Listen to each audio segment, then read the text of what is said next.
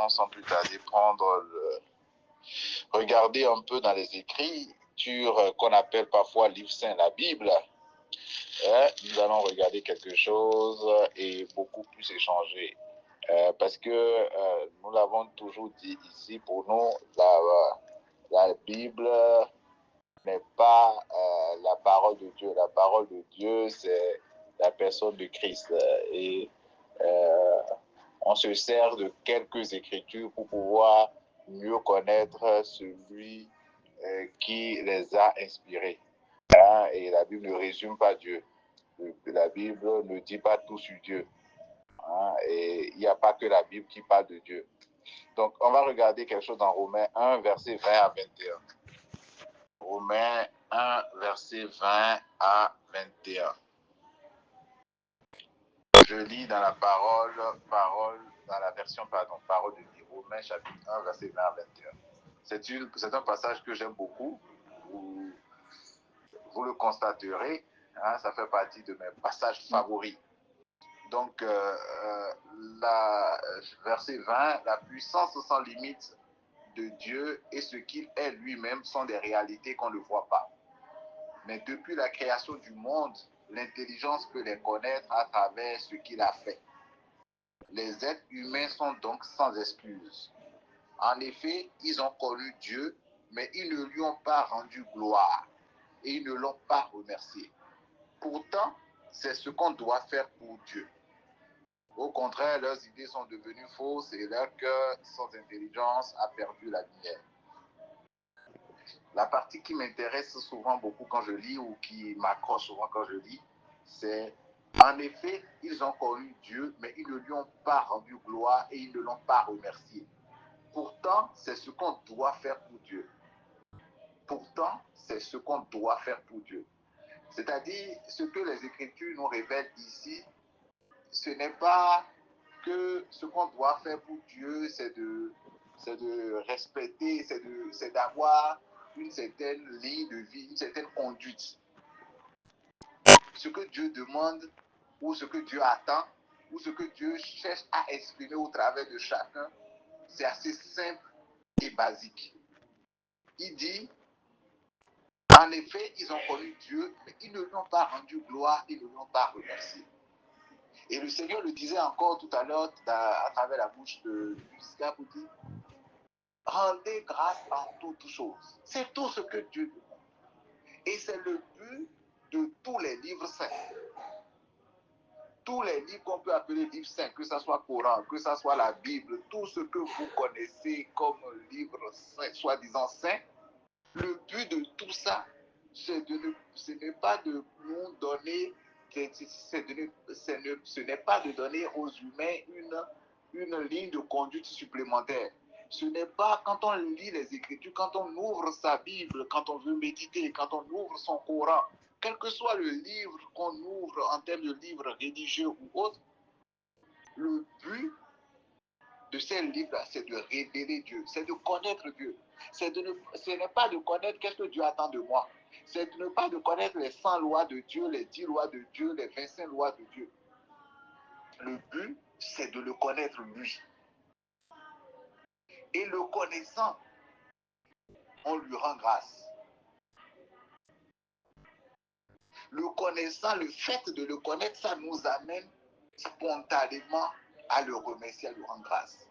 Et c'est le but de toute chose. C'est de connaître le Père. Et c'est pour ça que tous les messages que le Seigneur nous donne ici tournent autour de lui, tournent autour de sa souveraineté, parce que c'est la conscience de sa souveraineté qui nous amène à lui rendre grâce. Et c'est ça qui est la connaissance de lui, en fait. Jean 17, verset 3. Je lis dans la version TPT. Jean 17, verset 3. La vie éternelle, c'est te connaître et t'expérimenter comme le seul vrai Dieu, et connaître et expérimenter Jésus-Christ comme le Fils que tu as envoyé. Jean 17, verset 3. La vie éternelle, c'est te connaître et t'expérimenter comme le seul vrai Dieu, et connaître et expérimenter Jésus-Christ comme le Fils que tu as envoyé. La connaissance de Dieu, chaque fois que le Seigneur nous accorde la grâce de nous connecter, de plonger le regard dans les Écritures, d'écouter un message, une prédication, qu'il nous accorde aussi la grâce de comprendre que ce que nous cherchons à écouter, ce que nous recherchons, c'est de le connaître. Nous ne nous attendons pas à recevoir plus de lois, plus de contraintes de vie, mais nous attendons à dévoiler qui il est, comment il est grand, quel est son amour pour l'humanité, quelle est sa grandeur, quelle est son œuvre, hein? Comment il déploie sa puissance, comment il a façonné toutes choses, comment sa sagesse se manifeste.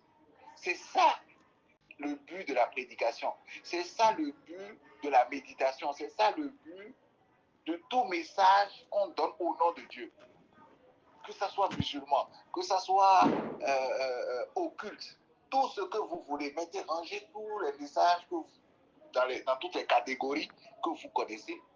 Le but que nous avons à écouter ces choses-là, c'est de voir au travers de ces messages la magnificence de Dieu, sa grandeur.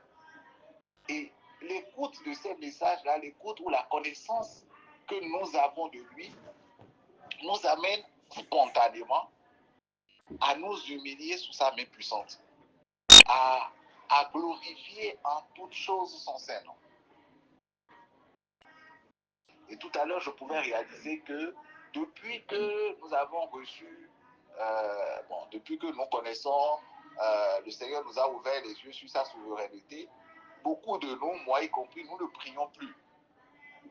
Parce qu'on se dit, mais bon, puisque la prière ne va pas changer quoi que ce soit, pourquoi alors bon prier? Devant une situation, pourquoi il faut prier? Parce que, entre-temps, le Seigneur nous avait permis de comprendre que c'est notre prière qui allait changer toute chose. Mais depuis que nous avions réalisé que ce n'est pas nos prières qui changent, donc devant une situation, il n'y a pas à prier. Et quand tu vis quelque chose, il n'y a pas à prier puisque ça ne va rien changer. Oui, c'est clair, ça ne va rien changer. Mais la prière est aussi l'expression de la reconnaissance de la souveraineté de Dieu.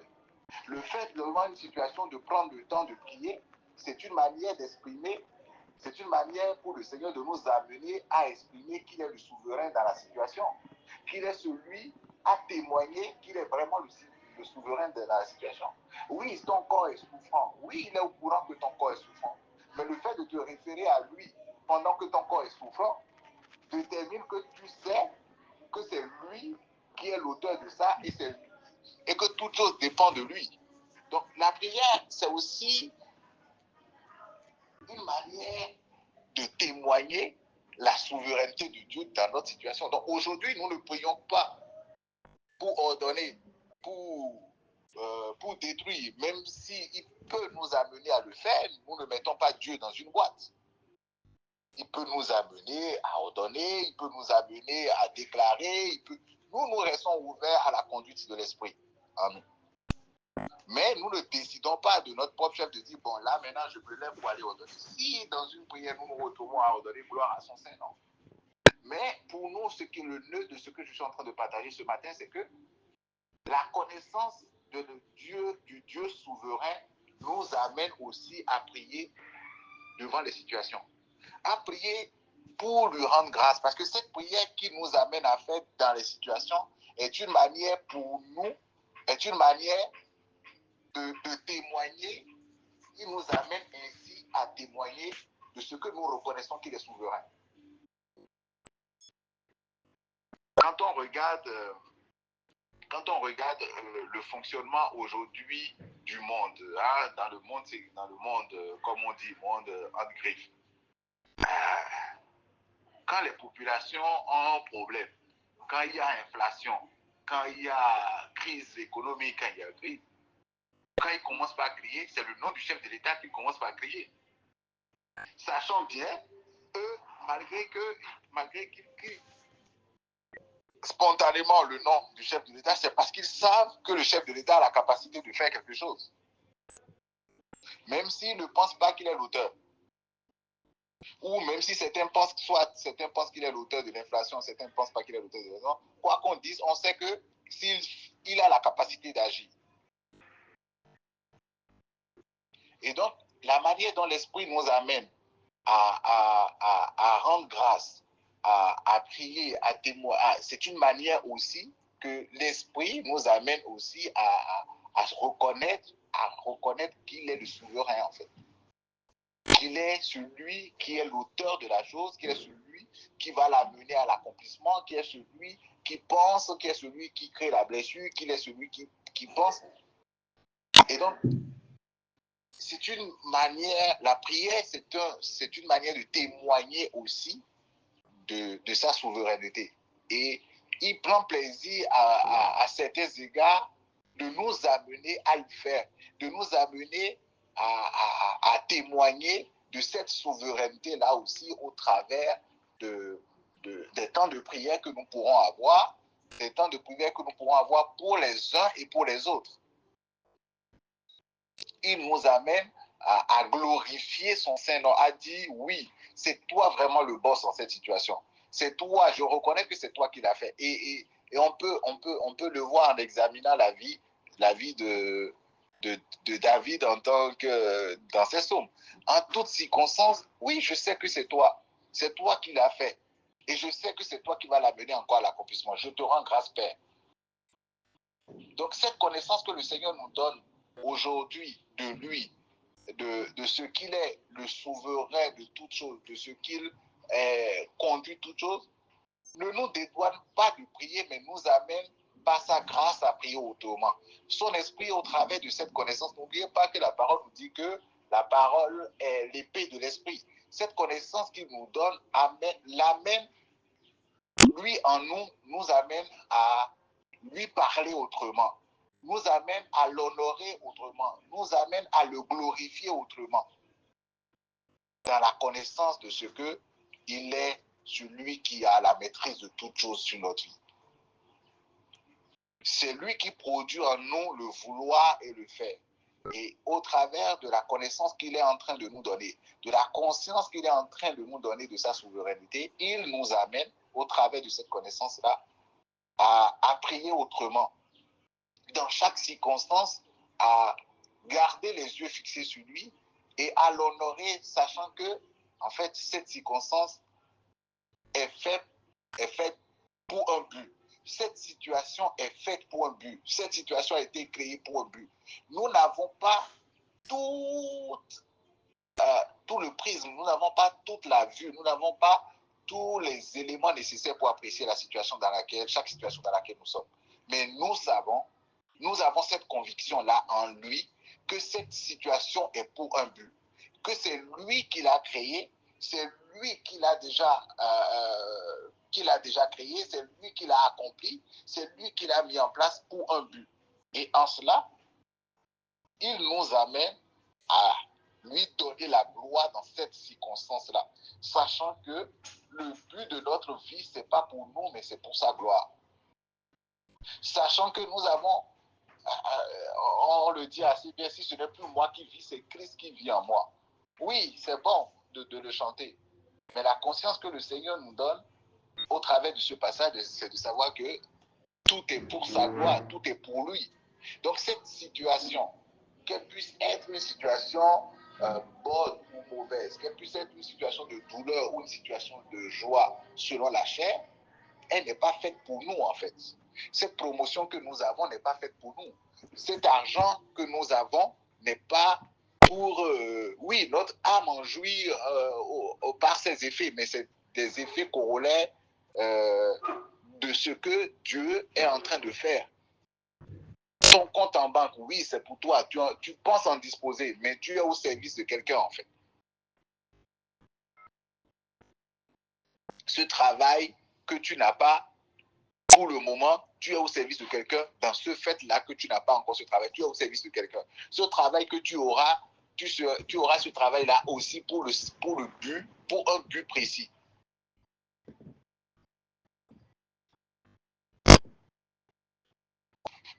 Lisons Proverbe 16, versets 1 à 4. Proverbe chapitre 16, versets 1 à 4. Je lis dans Parole de vie. les humains font des projets, mais c'est le Seigneur qui prend les décisions. Proverbe chapitre 7, verset 1 à 4. Les humains font des projets, mais c'est le Seigneur qui prend les décisions. L'être humain croit toujours qu'il agit bien, mais le Seigneur juge le cœur. Confie au Seigneur ce que tu fais et tes projets se réaliseront. Le Seigneur a tout fait dans un but précis. Il a même créé ceux qui agissent mal pour le jour où ils seront punis. Je relis ça dans la version TPT. Allez-y, faites tous les projets que vous voulez, mais c'est le Seigneur qui, en fin de compte, dirigera vos pas. Quand vous lisez dans la version TPT, il est précisé dans cette traduction que la vraie traduction en araméen de l'araméen dit que c'est le Seigneur qui donnera la juste réponse. C'est-à-dire, allez-y, faites tous les projets que vous voulez, mais c'est le Seigneur qui donnera la juste réponse. Nous sommes tous amoureux de nos propres opinions, convaincus qu'elles sont justes. Mais le Seigneur est parmi nous, testant et sondant chacune de nos motivations. Avant de faire quoi que ce soit, placez toute votre confiance en Dieu et non en vous-même, alors tous vos projets aboutiront. Donc, la parole dit que c'est le Seigneur a tout fait pour un but précis, qu'il a même créé ceux qui agissent mal pour le jour où ils seront punis. Tout a été fait pour un but précis. Tout est régi et c'est ça ce que le Seigneur produit en nous au travers de sa connaissance. De sa connaissance de ce que il a tout fait pour un but. Le message que nous sommes en train d'écouter, c'est pour un but. Ce temps de réunion que nous avons, ce n'est pas anodin. Ce n'est pas quelque chose qui est venu à un moment, ce n'est pas un coup de chance. Je ne suis pas tombé dedans par hasard. Toi, tu pensais tomber dedans par hasard, mais ça a été déjà planifié comme ça. Ça ne peut qu'être que comme ça. Et le fait de reconnaître que nous ne sommes pas en roue libre, le fait de reconnaître que tout a été planifié, que tout ce que nous subissons, tout ce que nous vivons, tout ce à quoi nous sommes confrontés, tout ce à quoi nous faisons face est régi par quelqu'un, est sous le contrôle de quelqu'un, c'est ça que Dieu appelle le fait de le reconnaître, quoi. C'est ça que Dieu appelle le fait de lui donner la gloire dans tout ça. Et c'est ça que je dis, ça nous amène à prier. Ça produit en nous cette reconnaissance-là à dire, même dans les situations que notre chair peut appeler, notre humanité peut appeler mauvaise, à reconnaître que c'est lui qui est au contrôle et c'est fait pour un but. Il n'y aurait pas de croix sans Judas. Il n'y aurait pas de salut sans Judas. Il a fallu un Judas pour trahir le Christ, pour que le Christ aille à la croix. C'est dans le plan, le rôle de Judas. On aurait pu, je disais au juste Maoussé hier, je crois que c'est hier qu'on en parlait, ou avant-hier, on aurait pu sermonner Judas n'importe comment. On aurait pu donner des conseils à Judas. Oh, on ne fait pas ça. Dans la vie, il faut être correct. Dans la vie, il faut être fidèle. On ne trahit pas ses amis. Éduquer Judas n'importe comment, du début jusqu'à la fin. C'est pas. Envoyez-le dans la meilleure école de développement personnel de lutte. Priez n'importe comment contre la trahison sur la vie de Judas. Judas allait faire son rôle. C'est ce pourquoi il a été créé. C'est son rôle. Ponce Pilate avait son rôle. César avait son rôle. Chaque puzzle, tout est bien tracé dans la vie. Il n'y a rien que le Seigneur ait vécu qui n'ait pas été planifié. Il n'y a rien que nous vivons qui n'ait pas été planifié. Et c'est ça qui nous donne la confiance que tout est sous contrôle. Et c'est ça qui nous amène à reconnaître qu'il y a quelqu'un qui est au contrôle de toutes choses. Il y a quelqu'un qui régit toutes choses. Et c'est ça que le Seigneur nous amène. C'est ça le fait de connaître Dieu, en fait. Le fait de connaître Dieu, quand on dit que les païens ne connaissent pas Dieu, ou que tel ne connaît pas Dieu. Avant, on le disait parce que la personne ne prie pas comme nous, parce que la personne ne termine pas sa prière pas au nom de Christ, parce que la personne ne se comportait pas bien. Mais il y a des gens qui connaissent Dieu mieux que beaucoup de chrétiens. Il y a des gens qui ont cette conscience de la souveraineté et qui, en toutes choses, se soumettent sous la main puissante de Dieu en lui donnant gloire en toutes choses, qu'elles soient bonnes ou mauvaises. Mais qui ne peuvent pas te dire il est écrit, qui ne peuvent pas te citer des passages de la Bible, mais qui sont très agréables à Dieu puisqu'ils le connaissent, puisqu'ils lui donnent la gloire en toutes choses. Et ce qu'on a lu dans Romains dit, c'est ce que Dieu attend. Dieu n'attend pas que tu ne mentes pas, que tu ne... Il attend que tu le remercies pour toutes choses, que tu lui dois de donner gloire pour toutes choses. Parce que c'est sa volonté à notre égard. Son but à notre égard, c'est de recevoir la gloire de ce qu'il est le boss, de ce qu'il est le souverain. Et c'est le but de l'évangile, c'est ce que Christ est venu révéler. Christ est venu révéler le Père, il est venu révéler le souverain, il est venu révéler celui qui a mis toutes choses en ordre, il est venu révéler celui qui est le boss, le glorieux, le tout-puissant. C'est ça en fait. Christ n'est pas venu révéler quelqu'un qui nous amène à ne plus mentir, à ne plus voler, à avoir une conduite droite et juste, selon nous. Donc, nous avons des gens que nous appelons païens. Nous avons des gens que nous appelons qui ne connaissent pas Dieu parce qu'ils continuent de voler, parce qu'ils continuent de mentir, mais qui connaissent Dieu mieux que nous. Puisque même quand ils finissent de voler dans les arrêts, dans cette situation, ils sont là à rendre gloire à Dieu dans cette situation-là. Et ils vivent une vie de paix mieux que nous parce que la connaissance de Dieu procure la paix. La paix ne vient pas de nos efforts mentaux, de nos efforts psychologiques. Je choisis de vivre en paix, je choisis de... Non, la paix vient de la connaissance de Dieu. Et quelle est cette connaissance de Dieu qui procure la paix? C'est la connaissance de Dieu en tant que souverain, en tant que celui qui est l'auteur de toutes choses, en tant que celui à qui tout est soumis. C'est cette connaissance-là qui produit en nous la paix. La paix est le résultat de la connaissance que Dieu nous donne de lui. Quand nous connaissons Dieu comme celui qui est l'auteur de toutes choses, celui qui a le contrôle de notre vie, notre réveil et notre sommeil dépendent de lui. Notre marche dépend de lui. C'est lui qui guide nos pas. Notre chute dépend de lui. Le fait que nous nous relevons dépend de lui.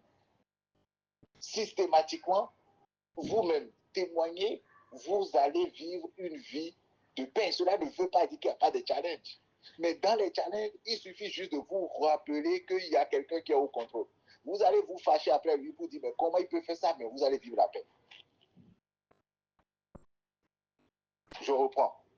Dans les situations, les pires situations, les situations les plus calamiteuses qu'on peut vivre, dans ces situations, il suffit à l'esprit de grâce de nous rappeler, de rappeler à notre mémoire les messages que nous avons écoutés, la conviction que nous avons de ce que tout vient de lui, qu'il n'y a pas un démon, un esprit derrière. Même s'il y a un démon, un esprit derrière, l'esprit est sous le contrôle de notre Père. Et que tout ce que nous subissons là, à l'heure actuelle, vient de lui. Systématiquement, il y a une forme de paix qui nous embrasse, même si on est fâché après lui pour dire, et comment il peut faire ça, comment il peut faire ça, tu te retrouves à encore lui rendre grâce. Tu te retrouves à lui dire merci.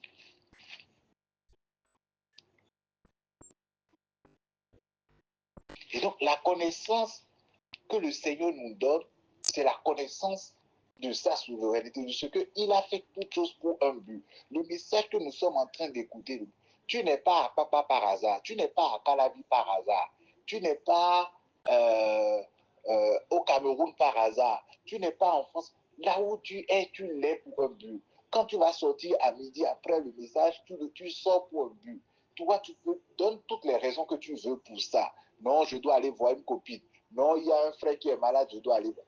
Tu le fais en servant ses destins.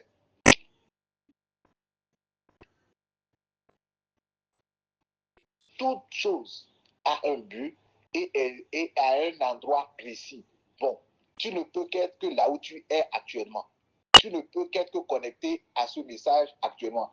Il ne pouvait pas en être autrement.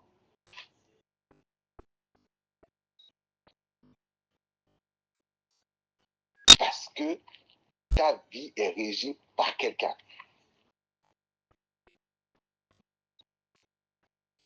Ta vie est sous la conduite de quelqu'un qui est le créateur de toutes choses, qui a façonné le ciel et la terre, qui a disposé les astres, qui a disposé les étoiles, qui a disposé toutes choses. Et tout ça lui est soumis. C'est réglementé.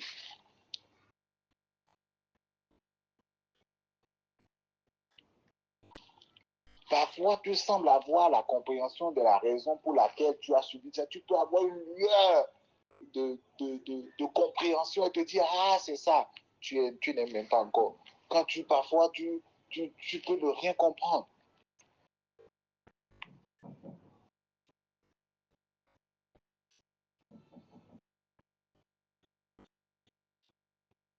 Pourquoi moi je suis ci? Pourquoi moi je suis ça? Pourquoi moi? Mon cher, c'est pour un but. Pourquoi moi je suis élancé? Pourquoi moi je suis court? Pourquoi l'autre est clair? Pourquoi l'autre est noir? C'est pour un but. Et lui, il sait. Tu n'existes pas par toi-même.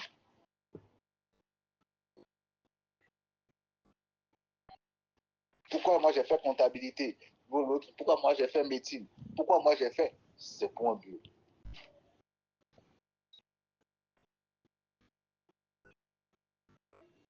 C'est pour un but. Tu sais les dessins de quelqu'un. Il a fait toutes choses pour un but. Même, il dit même le méchant pour le jour du malheur. Donc même le méchant a été prévu pour tout. Même ceux qui t'énervent, ils sont dans leur rôle dans ta vie. Ceux qui te déçoivent, ils sont dans leur rôle dans ta vie. Ceux qui mentent pour sur ton compte, ils sont dans leur rôle. N'en veux à personne. Chacun joue son rôle dans ta vie.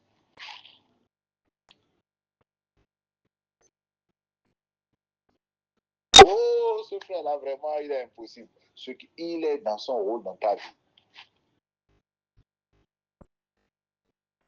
Imaginez, le Christ pouvait dire, oh, Judas, là, vraiment, c'est un cas. Judas, là, vraiment, c'est un cas. Bon, les gens disent qu'il piquait dans, la, dans, le, dans le sac de Jésus. Moi, je n'ai pas lu ça. Bon, peut-être qu'il y a un passage qui dit ça.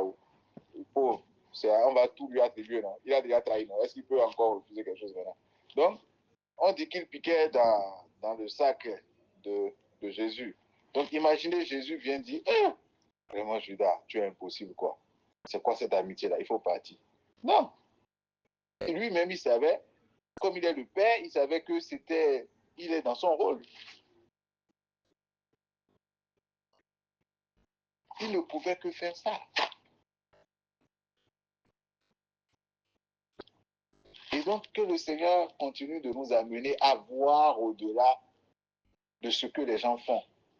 Et parce que la parole nous dit dans le proverbe que nous avions lu que lui, il regarde au cœur.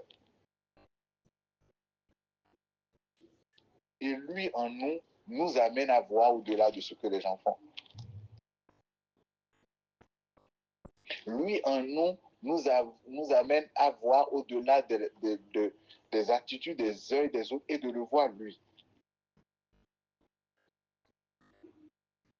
Au lieu de blâmer ton frère qui ne t'a pas salué, au lieu de blâmer ce collègue-là qui t'a torpillé, rends grâce à Dieu, continue.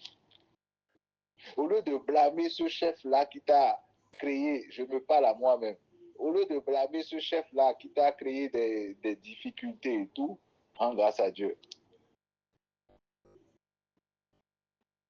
Regarde au Seigneur qui accomplit toutes choses. Regarde au Seigneur qui accomplit toutes choses. Regardez, pour que Satan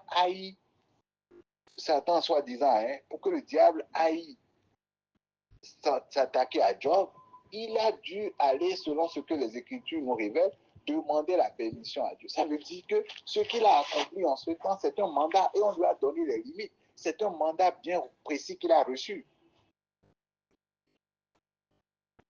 Et c'était pour un but. Quand son rôle est fini, il s'est retiré.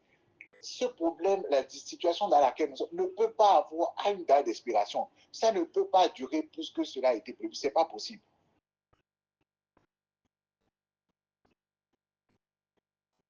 En fait, nous avons, attendez, frères et sœurs, nous avons quelqu'un, celui que, en fait, il y a un boss, quoi. Je vous assure, le soleil même reconnaît qu'il y a quelqu'un. Là, en fait, pardonnez, même les étoiles reconnaissent qu'il y a un boss. Il y a quelqu'un qui les fait et ils lui sont soumis, quoi. La parole, il y a un boss. Même le vent, il y a quelqu'un qui. Il y a un boss. Ne pensons pas, nous ne sommes pas. Attendez, nous ne sommes pas livrés à nous-mêmes. Aucun être humain ou aucun être sur la terre, qu'il soit humain ou pas, n'est livré à lui-même. Même le chien que tu as à la maison n'est pas livré à lui-même. Que le Seigneur nous accorde la grâce au travers des messages qu'il nous donne de ne plus blâmer les gens, quoi, de nous amener à voir le cœur, à voir comme lui voit, à le voir en toutes choses, à le discerner vraiment en toutes choses, à voir son œuvre en toutes choses. Pardon, ton chien n'a pas aboyé, on est venu te voler. Tu penses que c'est la faute de ton chien? Tu vas t'attaquer à lui, oh, le chien là, il faut le jeter, il faut le faire ci, il faut le faire ça. Pardon.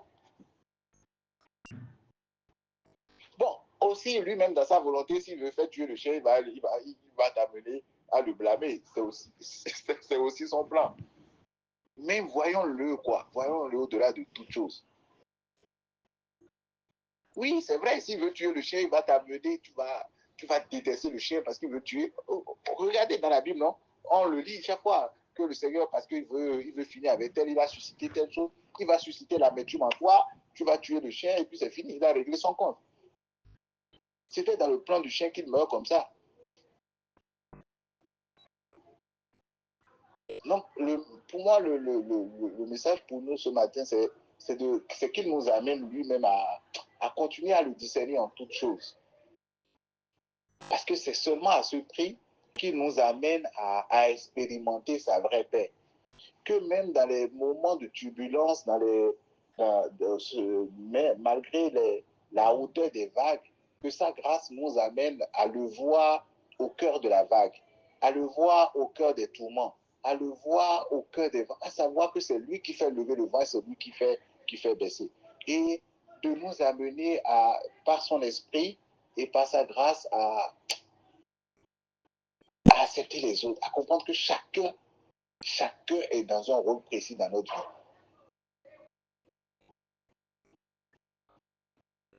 Ce mari qui te fatigue, il est dans son rôle dans ta vie. Cette femme qui te fatigue, il est dans son rôle.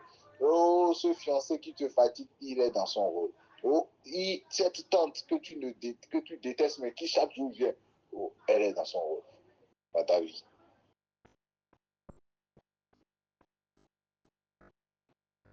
Il a fait toutes choses pour un but, tout.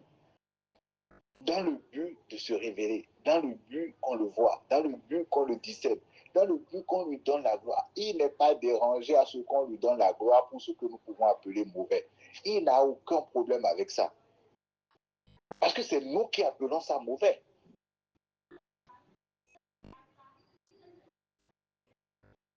Parce que c'est nous qui appelons ça mauvais. C'est parce que nous, on appelle ça mauvais qu'on se dit dans notre humanité qu'il ne faut pas donner ça à Dieu parce que Dieu n'est que l'auteur de bonnes choses. Mais ce que nous appelons mauvais, quand on va le projeter dans le plan éternel, dans le plan parfait, on va se dire, mais c'est pas mauvais. Simple exemple, la crucifixion de Jésus. Comment on peut... Attendez, c'est de la barbarie que de crucifier quelqu'un. Est-ce que sur un plan humain, c'est quelque chose de bon? Sur ça, on est tous d'accord que ce n'est pas quelque chose de bon. Mais on n'a pas du mal à rendre grâce à Dieu pour ça, pour cette chose-là qui est mauvaise, que c'est Dieu qui l'a fait. Pour ça, il n'y a pas de problème, on est tous, parce que ce n'est pas nous. Mais quand il s'agit de nous maintenant, oh, notre cœur commence par... Ouais, comment l'homme, Dieu même nous a donné un cœur égoïste. Comme c'est Jésus là et que c'est lui qui a subi ça, il n'y a pas de problème pour nous. Hein. On ne le connaît pas, il est loin là-bas. Mais quand c'est un proche de nous, quelqu'un avec qui on a déjà un affect, on a déjà développé une... on n'est pas d'accord pour ça. Oh non, non, non, on n'est pas d'accord d'appeler ça la bière.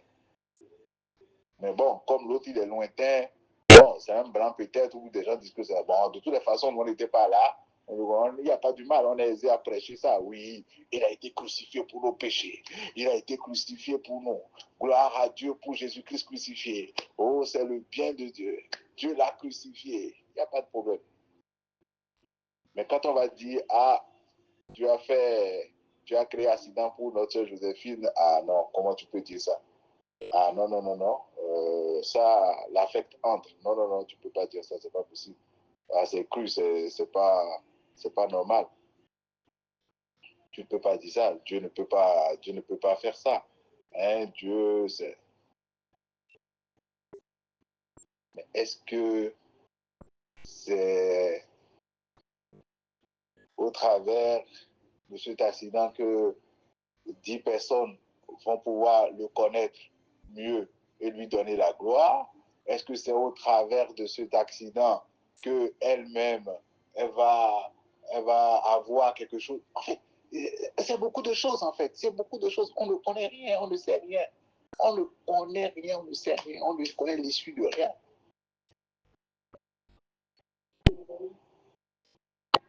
Et c'est compliqué. C'est pour ça qu'il dit, mais dès que vous mangez le fruit qui donne la connaissance du bien ou du mal, vous mourrez, c'est fini. C'est-à-dire, vous n'avez plus aucune vue sur l'éternité. Vous mourrez, vous n'avez plus aucune vue sur l'éternité. C'est-à-dire, vous perdez la vue sur le règne de l'esprit, vous perdez la vue sur toute chose parce que vous restez limité à la connaissance humaine.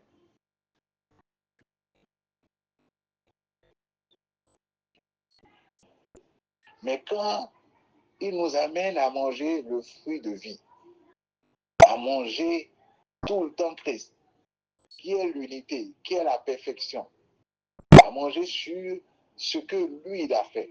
Lui qui a réconcilié tout le monde. Lui qui a fait de l'humanité un seul, au travers de la personne de l'Esprit Christ. Lui qui a uni, qui est plus de musulmans, qui est plus de chrétiens, qui est plus d'animistes, qu'on voit tout comme au travers de lui. Tout comme lui. On regarde toutes choses au travers de lui. Même si dans notre humanité, on est amené à parfois qualifier telle chose de bien, telle chose de mal, cette conscience qu'il nous donne, rapidement, il utilise lui-même pour nous amener à la raison. Et rapidement, nous disons, ah oui, vraiment, on ne connaît pas toutes choses, hein. Seigneur, nous te rendons grâce. Et on continue. Là où ceux qui ne le connaissent pas sont là à pleurer, là où ceux qui ne le connaissent pas sont là à se lamenter, toi, tu as déjà continué ton chemin. Parce que tu sais que toutes choses ont été faites par lui, pour lui, en lui et pour la gloire de son nom. Il t'épargne de rester là à chercher le comment, le pourquoi de toutes choses. Et cette vie de foi qu'il nous donne l'impression de ce que nous sommes des gens sans conscience, nous sommes des inconscients, nous avons perdu la foi pour beaucoup, nous sommes des apostats, nous n'avons rien compris du monde spirituel. Nous sommes encore des bébés spirituels parce que nous n'opérons pas dans le spirituel. Nous n'entrons pas dans l'esprit des gens. Mais à chacun, il a donné une grâce. Lui, il n'a pas de grâce qu'il nous a donnée. Il nous donne de nous concentrer sur ça. C'est de le connaître. C'est de nous rendre conscients de qui il est. C'est de nous amener à savoir qu'il a fait toutes choses pour nous, que tout ce qui se passe dans la vie se passe selon son plan bien défini. Et de nous amener, malgré cette souveraineté, cette connaissance que nous avons de lui, c'est de nous amener à continuer à lui rendre grâce, à prendre chaque fois le temps devant les situations de témoigner cette connaissance-là par l'action de grâce que nous pouvons exprimer de nos bouches, par l'action de grâce que nous pouvons exprimer de nos cœurs. À dire oui, nous ne connaissons pas tout, mais nous savons que tu es le souverain. Je ne comprends pas pourquoi le corps de mes enfants s'enchaîne à être souffrant, mais je sais que tu es au contrôle de toutes choses. Je sais que tu es au contrôle de choses. Je sais que cette situation ne t'est pas inconnue, que tu l'as planifiée et qu'elle fait partie de ton plan. Je te rends grâce. Et je te rends grâce de ce que tu as pourvu aussi à cette solution. Et je te dis merci aussi pour cela. Je te rends grâce. Et même si il n'y avait pas la solution, je continue de te rendre grâce, comme Daniel a dit. Même s'il ne me sauvait pas, je continue de te rendre grâce. Je continue de te rendre grâce, même si je ne vois pas la solution de façon physique, de façon visible. Je continue de te rendre grâce.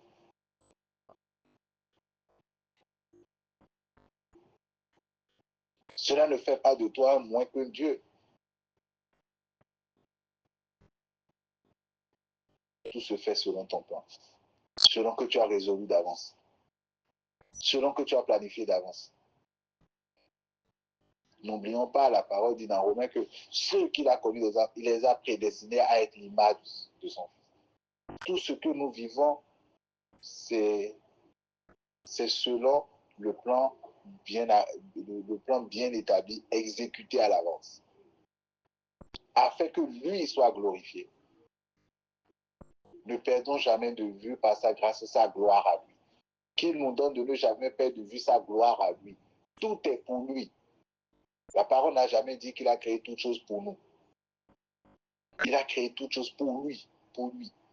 C'est pour lui.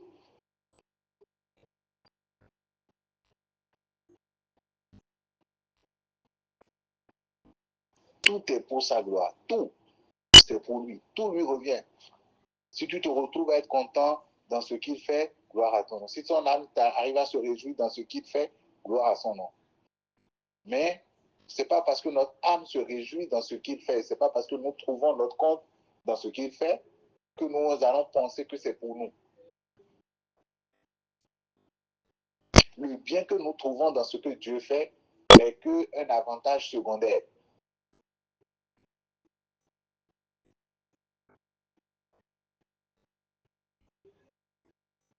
Le bien que nous trouvons dans ce que Dieu fait n'est qu'un avantage secondaire. Un acteur qui a été engagé pour jouer un rôle, le salaire qu'il obtient, c'est parce qu'il a déjà satisfait la volonté de celui qui a écrit le film. C'est parce qu'il a exécuté le script qu'on lui donne le salaire.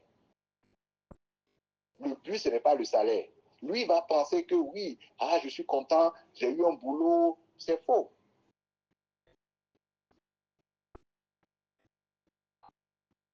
C'est faux. C'est parce qu'il a exécuté le plan. Bon, maintenant, dans ça, il y a une rémunération qui est sortie, oui. Mais le jour où il perd de vue le rôle pour lequel on l'a appelé, le rôle qu'il est en train d'exécuter, et il s'accroche au salaire, il y a un problème.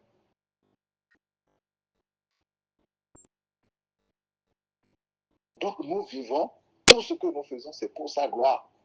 Et c'est ce qui fait que quand nous nous retrouvons dans des situations qui peuvent être un peu douloureuses, nous ne le prenons pas pour nous, c'est pour lui aussi. Nous ne le prenons pas personnellement, c'est pour lui.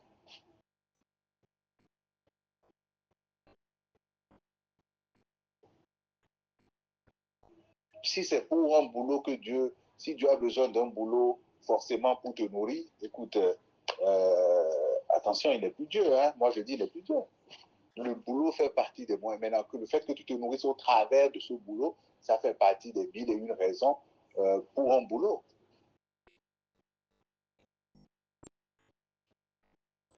Si on s'en tient aux Écritures, on a vu comment il a nourri Élie.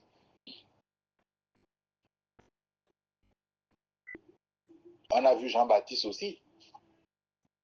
Il n'avait pas de boulot.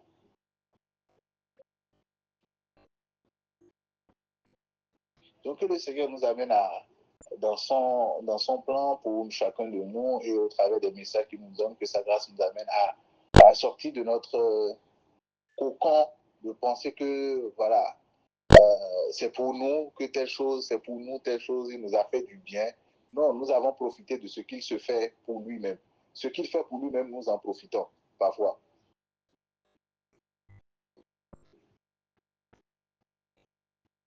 Ce qu'il fait pour lui-même, nous en profitons étant des acteurs secondaires de son plan. L'acteur principal, c'est lui.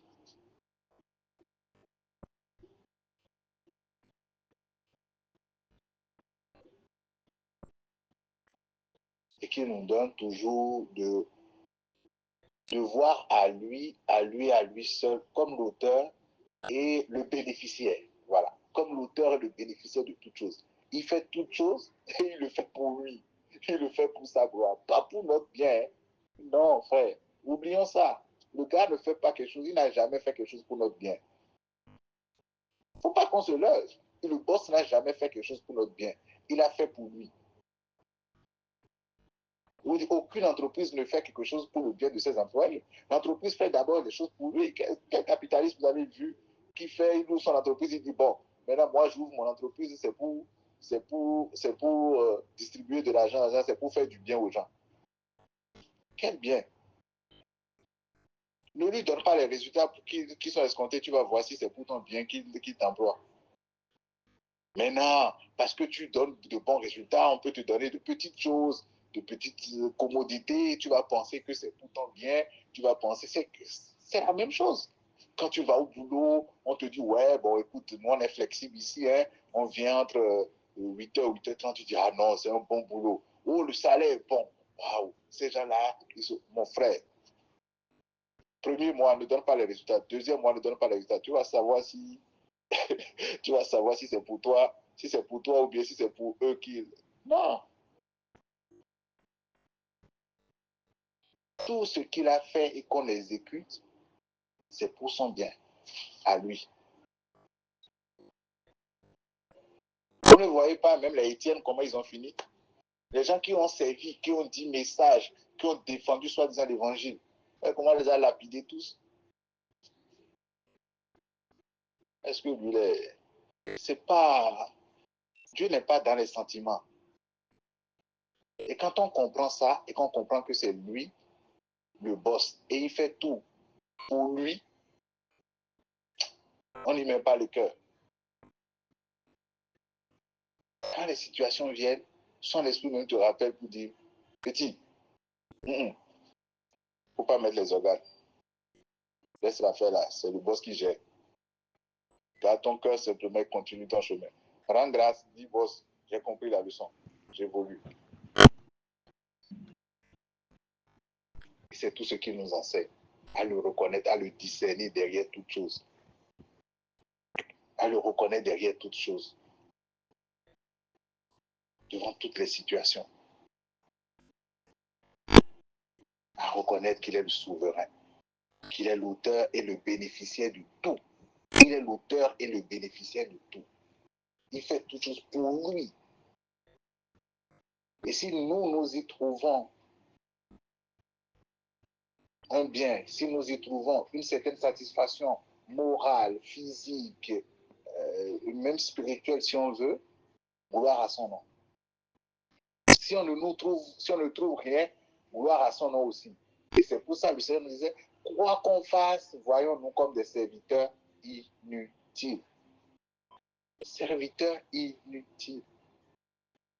Nous sommes des serviteurs inutiles, qui n'avons accompli que ce que nous devions accomplir en un temps précis. S'il plaît au Père de nous rémunérer avec quelque chose qu'on peut appeler de bien, gloire à son nom. Si c'est quelque chose qu'on a obtenu encore, malgré le bien qu'on a fait, qu'on peut obtenir encore devant, on ne serait pas les premiers. Est-ce que Christ sur la terre n'a pas fait le bien? Qu'est-ce qu'il a récolté après? Ce n'est pas la crucifixion. On ne serait pas les premiers. C'est pour ça que je dis, aucun homme sur la terre ne peut vraiment se tenir devant lui et présenter quelque chose pour dire, bon, moi j'ai subi ça, et qu'il soit, en fait, Il a mis la barre haute. Le gars, il a pris un corps humain, il a mis la barre haute. Donc, aucun homme ne peut venir exposer sa situation qui puisse être pire que la situation que lui-même, il s'est infligée. Le gars, il est venu, il a guéri, il a fait tout, il a fait ça, et lui-même, il s'est crucifié après. Bon, maintenant, toi, tu veux dire quoi? Que tu as donné 10 000 à ton frère, il ne t'a pas dit merci, c'est ça que tu vas aller lui présenter pour dire que tu es fâché?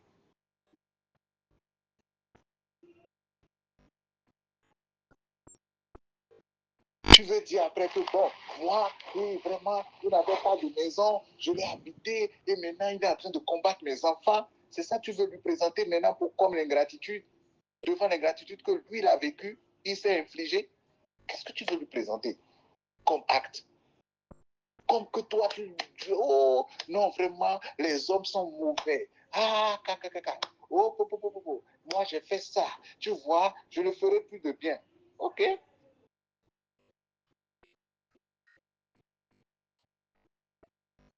Je ne ferai plus de bien. Et en même temps, tu viens parler à quelqu'un qui a fait le bien, qu'on a crucifié et qui continue de faire le bien. Et tu viens parler à celui-là maintenant pour dire, c'est lui mon père, mon Seigneur, il va te venger par rapport à toi.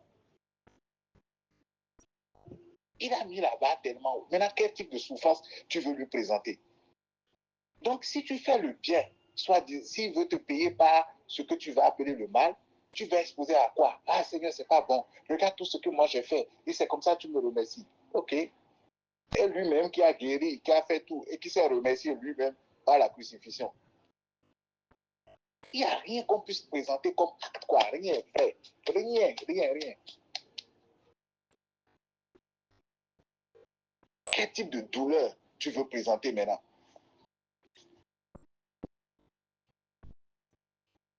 Supporter durant des heures un poids sur des clous durant des heures, quel type de douleur? C'est la douleur de l'enfantement. C'est quel type de douleur tu veux lui présenter? Maintenant, il dit cette douleur-là, oh, elle est insupportable.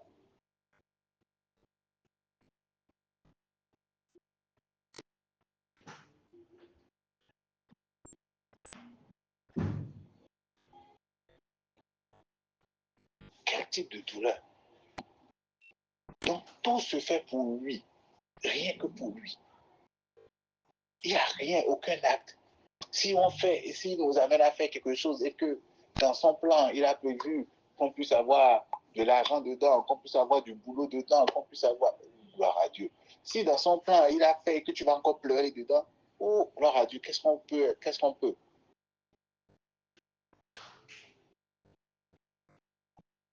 Tout ce que moi j'ai fait, c'est comme ça, on me récompense. Moi, je t'ai servi, je t'ai fait ci, je t'ai fait ça. Oh,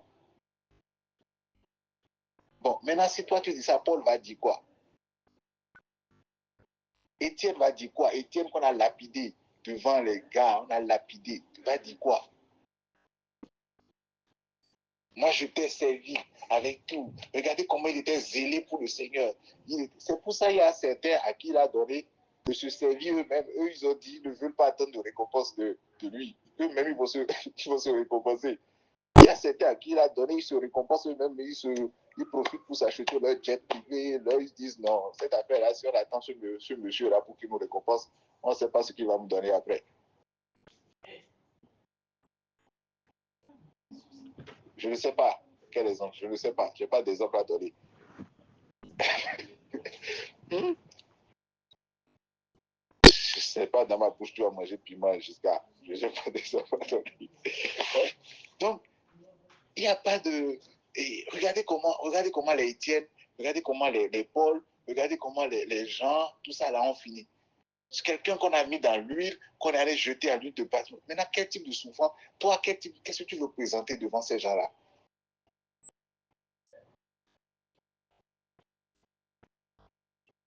Un Moïse, qu'on a dit conduit. Finalement, il dit, bon, ok, bon, je décide que tu n'entres plus dans la terre. Allez, monte et meurs.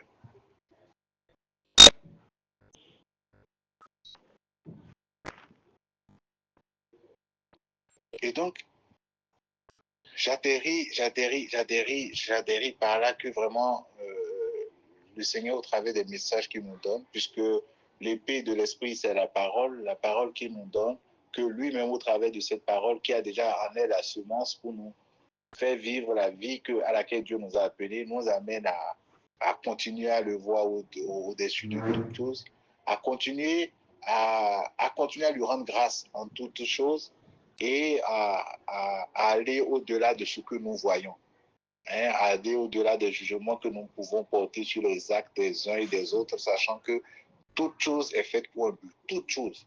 La réaction de ton frère est faite pour un but. Le comportement de ton frère est fait pour un but. Toute chose est faite pour un but. De nous amener à aller au-delà de cela et à ne voir que lui. Lui et lui seul. Lui et lui seul, au-dessus de toute chose. Le Père des esprits, le maître des temps et des circonstances, l'architecte de toutes choses, le souverain, celui qui dit oui et personne ne dit non, celui qui dit la chose arrive, celui qui ordonne et elle existe. Qui nous donne de le voir dans toutes les circonstances et de comprendre, de réaliser encore que rien n'est fait pour nous. Tout est fait pour lui. Rien n'est fait pour notre bien. Tout est fait pour son plaisir à lui, son bon plaisir à lui. Et dans son bon plaisir, si nous trouvons notre bien, gloire à son nom. Si nous trouvons ce que nous pouvons appeler notre bien, gloire à son nom. Parce que c'est un problème. Ce que nous appelons 2 minutes après, nous allons encore appeler ça, que c'est oh, vraiment. La voiture qu'on amène à l'église, oh, le Seigneur m'a béni d'une voiture, vraiment gloire à son nom. Père, en témoignage ici, j'étais là quand un frère m'a appelé, il m'a dit de venir, il m'a remis 5 millions, je n'ai même pas fait tout là. Oh, vraiment, vous voyez comment le Seigneur connaît nos besoins, vous voyez, il faut faire confiance au Seigneur. Et les 5 millions, j'ai acheté une voiture neuve, sans zéro. Oh, gloire à Dieu, alléluia, béni soit le nom du Seigneur. Oh, on chante. Gloire à Dieu, gloire à Dieu. 2 jours plus tard, le frère fait accident. Oh, je savais qu'il y avait un problème. L'Esprit du Seigneur m'avait dit au moment où tu donnais le témoignage que les 5 millions que le frère t'a donné, c'était des 5 millions qu'il a pris chez tel que c'était l'argent du diable. Oh, quelle malédiction. Oh, vraiment, cette voiture-là, vraiment, ce n'est pas la volonté du Seigneur pour toi. Oh, hé, s'en sortirai-je? Quand est-ce qu'on va s'en sortir? Quand est-ce qu'on va sortir de ça? Oh, cette voiture-là, vraiment, c'est une malédiction. Je savais vraiment, l'argent là, il ne fallait pas prendre. L'Esprit de Dieu m'a dit que cet argent, il ne fallait pas prendre. Quand tu en donnais le témoignage, mais je n'ai pas voulu, je dis, je ne sais pas. Oh, vraiment. C'est pour ça qu'il faut discerner la voix du Seigneur. Il faut faire attention. Hein, il y a 48 heures, hein, on a donné témoignage, le pasteur a prié pour ça, il a reçu la dîme de ça, 48 heures après. Ce bien-là est devenu encore, oh mon fils, vraiment, c'est quand j'ai fini de prier que quand je suis rentré, j'ai eu un songe. Et dans le songe, je t'ai vu. Et j'ai dit à maman pasteur de se lever, on a prié pour toi. Et quand on priait, l'Esprit m'a dit que vraiment, tout c'est déjà arrivé. Ah frère, vraiment beaucoup de courage. On va dire, soutenez votre frère dans la prière. Vraiment, il faut discerner l'esprit. Il faut faire attention. Ce n'est pas tout ce qu'on reçoit dans l'église qu'il faut prendre. Il faut faire. Et puis maintenant, le frère va commencer par se méfier de tous ses frères. Oh, non, non, non, non. 48 heures, on a appelé ça bénédiction. Hein. C'est ça, le Seigneur dit, le fruit de la connaissance du bien et du mal. Il n'y a pas deux fruits. C'est le même fruit. C'est ce que tu appelles. Si tu manges à cette table-là, si c'est ce table-là, si c'est de ce table-là que tu te nourris, oh, le mari sera bénédiction aujourd'hui, demain il sera malédiction. L'enfant sera bénédiction aujourd'hui, demain il sera malédiction. Et ce n'est pas 2 enfants, ce n'est pas 2 choses. C'est ça, c'est le seul fruit là qui te donne d'appeler ça bien. Mais quand tu vas quand tu manges sur l'arbre de la connaissance, sur l'arbre de la vie, tu ne sais pas si c'est bien ou pas, tu dis gloire à Dieu, c'est lui qui sait.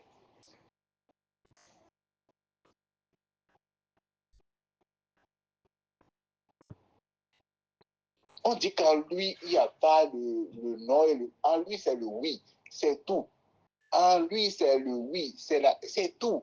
Tu ne connais que ça.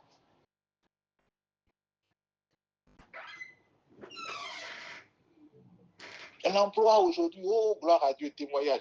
Vraiment, le frère là, il a souffert. Il a prié pour, tu vois vraiment comment le Seigneur est bon.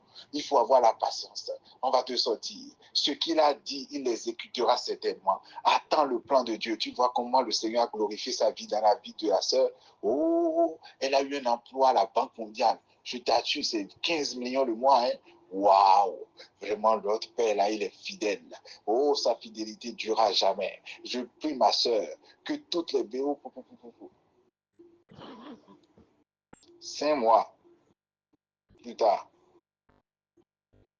on ferme la boîte là. Ah, est-ce que tu as prié avant de partir, ma soeur? Est-ce que tu as prié, tu as cherché la volonté du Seigneur? C'est pas tout ce qui brille qu'il faut prendre. Hein.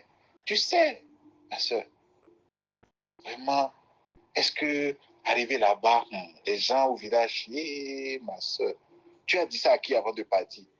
Oh, fallait pas. Le Seigneur ne veut pas qu'on parle comme ça. Hein. On ne dit pas tout dans la vie. Oh, ma soeur, vraiment, tu as mal fait, tu as mal fait. Il ne fallait pas parler. Hein? Les esprits, ils savent. Quand on parle seulement, oh Seigneur, je vais m'arrêter là. Les esprits, ils savent. Les esprits écoutent, ils prennent la parole et ils vont faire. Donc un esprit a besoin de... Quand Jésus est né là, qui a dit aux esprits, au roi mage que Jésus est né? Donc un esprit a besoin que toi tu parles avant que l'esprit ne sache que toi tu vas devenir. De quoi on parle, moi?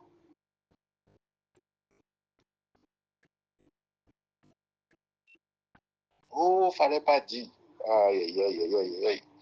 J'ai une cousine, quand elle était partie, on va te donner en même temps l'exemple. Il y a une cousine qui a fait ça. Oh, et tu sens, tu es découragé. Ce qu'on a appelé bénédiction, c'est devenu en même temps, tu te dis, mais pourquoi Dieu me fait ça? Pourquoi? Pourquoi? Pourquoi?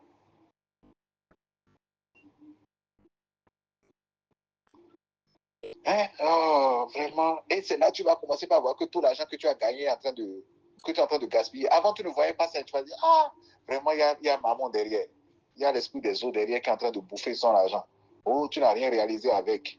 Oh, et tu te tournes vers, tu ne vois que le diable partout. L'arbre de la connaissance du bien et du mal. L'argent là maintenant, oh, il n'a rien réalisé avec les 5 ans qu'elle a fait là. Oh, c'est dans maladie, elle a tout dépensé. Oh, tcha, tcha, tcha, tcha, tcha. Vraiment, les réclamations. Il faut se lever, il faut briser.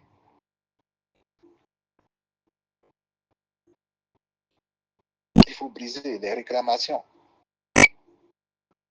Tu ne vois plus la vie de Dieu en toi. Tu ne vois plus la grâce. Tu ne vois pas l'expérience que tu as connue. Tu ne vois plus la présence du Père avec toi. Tu ne vois plus rien de tout ça. L'arbre de la connaissance. C'est le seul arbre, ce n'est pas deux. Et c'est ce arbre-là qui fait attribuer, ça c'est de Dieu, ça c'est du diable. Le bien, le mal. Mais ici, par sa grâce, il nous donne le fruit de vie. L'esprit, on mange par sa grâce, il nous donne de manger à l'arbre de vie, qui ne connaît que lui et lui seul. Qui ne connaît que lui et lui seul. Qu'est-ce que moi je connais de demain? Je ne sais pas s'il va pleuvoir demain, je ne sais pas s'il va faire soleil demain. Et c'est moi qui vais dire que ça là que tu as fait, que ça là c'est, que tu vis là, que c'est mauvais, ça là que tu vis là c'est bon. Je ne sais même pas si moi-même je vais me réveiller demain. Je dépends de quelqu'un. Et c'est toi qui prophétises sur la vie de l'autre, qui dit que l'autre sera assis. Toi-même qui es là, même tu ne sais pas de quoi demain sera fait. À l'instant même, tu ne sais pas si tu vas te coucher par terre et ne plus te réveiller. Que le Seigneur continue de nous garder dans l'humilité, qu'il continue de garder nos yeux fixés sur lui et sur lui seul, et de le discerner en toutes choses. Merci de l'avoir écouté. Question, apport, intervention. Vous avez la parole.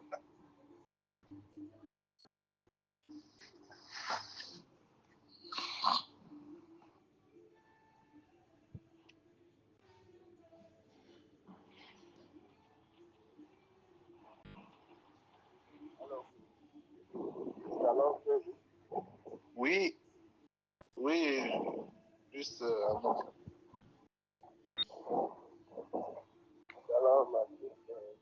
chers étudiants. Shalom, chers bénis du Seigneur.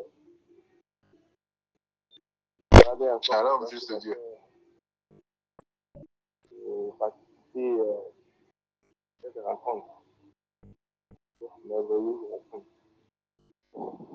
Comme je dis chaque fois, je suis avec toute cette présence.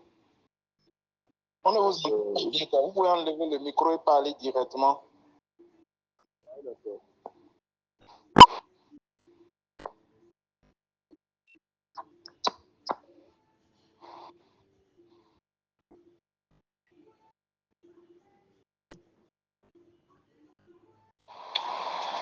Alors, c'est bon maintenant? Oui, oui, c'est beaucoup mieux. Merci. C'est beaucoup mieux. Je disais, c'est toujours une grande joie pour moi. Comme l'a dit la parole, voici qu'il est doux, qu'il est agréable pour des frères de demeurer ensemble. Quand on est ensemble, la bénédiction descend. Et béni soit le Seigneur pour encore le message de ce matin. Il nous rappelle encore une fois que nous ne contrôlons rien. Et que le Seigneur contrôle de tout. C'est tellement évident, mais ce n'est que maintenant qu'on s'en rend compte vraiment. Il y a même des passages dans la Bible, quand nous les lisons entre temps, c'est comme si on ne les acceptait pas. Que Dieu ait demandé à Osée de prendre une prostituée pour femme. Que Dieu a permis que Judas couche avec, je dirais, sa belle-fille. Et d'elle est sortie l'arrière-grand-père de Christ, de Jésus. Voilà, de Jésus. C'est des choses que, humainement, nous ne pouvons pas vraiment assimiler. Et lorsque nous mangeons le fruit de l'arbre de vie, vraiment, nous comprenons, nous avons la bonne compréhension de ces faits. Et la preuve est que ce n'est pas ce que nous voulons que nous avons toujours. Non. Nul ne peut dire, voilà, le plan que j'ai fait cette année, c'est là où je suis actuellement. Et c'est là où lui veut que nous soyons, que nous sommes. Donc la meilleure option, c'est toujours se fier à lui. Aujourd'hui, j'ai écouté le message il y a deux dimanches qui nous exhortait de ne pas s'inquiéter. Et je crois que ce message rejoint ceci. Lorsque nous mangeons du fruit de l'arbre de vie, je crois que l'inquiétude n'existe même plus. Non, elle n'existe plus. Nous aurons beau choisir des choses, mais s'il ne dit pas oui, ça n'arrive pas. C'est ce qu'on appelle le mal, le péché. Lui ne choisit de pécher. La preuve, on n'a pas choisi d'être pécheur. On a hérité ça. Comme devenir juste aussi. Ce n'est pas qu'un choix qu'on a fait. C'est quand on était dans l'autre département qui j'ai choisi de surprise. J'ai décidé de surprise. Comme si... Bon, c'est parce qu'on ne comprenait rien. C'est quelqu'un qui nous fait tout le choix, qui nous fait le choix, qui nous amène à faire. Et je crois que maintenant, plus que jamais, nous qui sommes tous ce table, nous comprenons mieux ce que le Seigneur dit dans Matthieu 5. Dans Matthieu 5, du moins, ne jugez point. Parce que quand on a cette connaissance, on a même du mal à dire à quelqu'un, ce que tu fais là n'est pas bon. Ça, c'est bon. Non, on ne fait que rendre grâce à Dieu, comme le message de ce matin nous l'a dit. Et c'est vraiment important. Nul ne fait ce qu'il veut. Non. Que ce soit le voleur, la prostituée. Si Dieu ne dit pas que tu vas coucher avec elle, tu peux même aller là-bas et vous allez vous déshabiller, mais rien ne va se passer. Rien ne va se passer. Vous allez ressortir encore simplement. C'est des exemples que j'ai. Des personnes qui m'ont témoigné ces choses plusieurs fois. Ouais. Tu vas payer, tu vas tout faire. Mais quand il ne dit pas OK, ça ne marche pas. Ou même le péché qu'on appelle péché est contrôlé par le Seigneur. Tout est contrôlé par lui. Alors nous, là, on n'a rien fait. Oui, On n'a rien péché à est faire. contrôlé par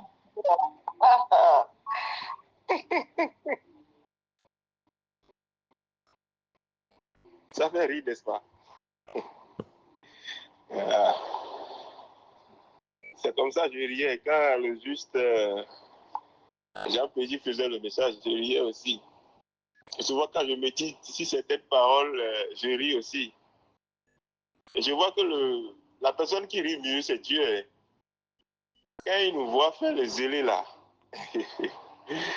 et appeler ça la péché, appeler ça la bon, alors que lui seul comprend tout. Donc, je vois que la personne qui rit mieux même là, c'est Dieu. Et je crois qu'aujourd'hui, nous sommes dans son camp. Nous allons rire comme lui. C'est juste, il est vraiment important, juste de vivre. Ouais. Vivons et permettons à Dieu de pas permettre, non. Vivons simplement. Nous n'avons rien à permis. De toute façon, on nous a permis, mais encore de vivre. C'est vraiment profond et c'est vraiment la vérité. Nous ne contrôlons rien.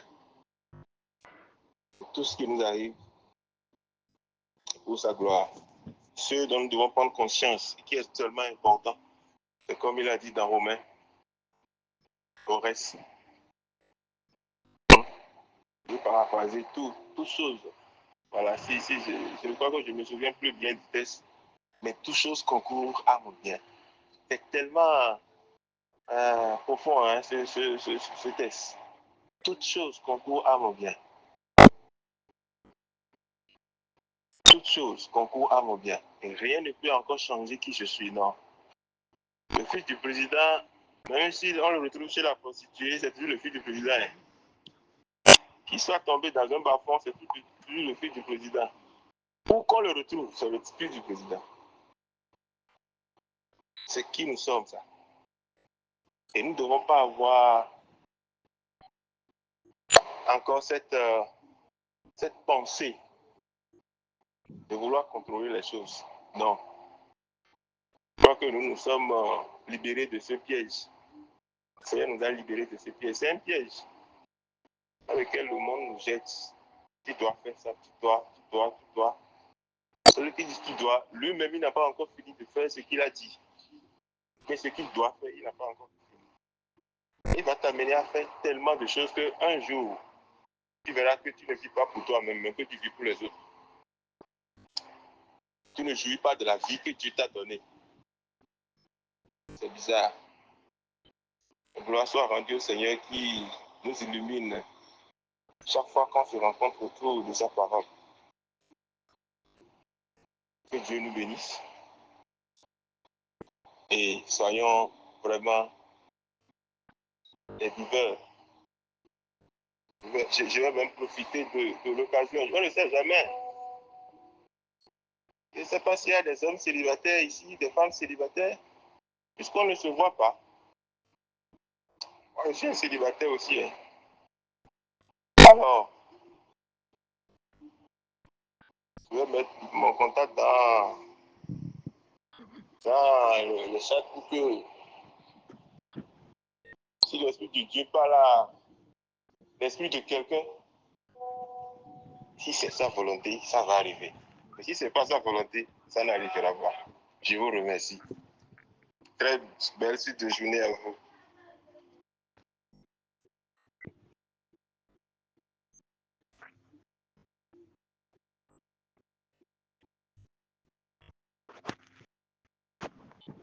Ok, merci beaucoup, juste Jean Amour. Donc, grâce à Dieu, merci pour l'intervention, les paroles d'encouragement. Et voilà, nous bénissons le Seigneur. Est-ce qu'il y a d'autres interventions? Bon, il y a. Je regarde, le temps que je regarde, je laisse le juste Emmanuel prendre la parole.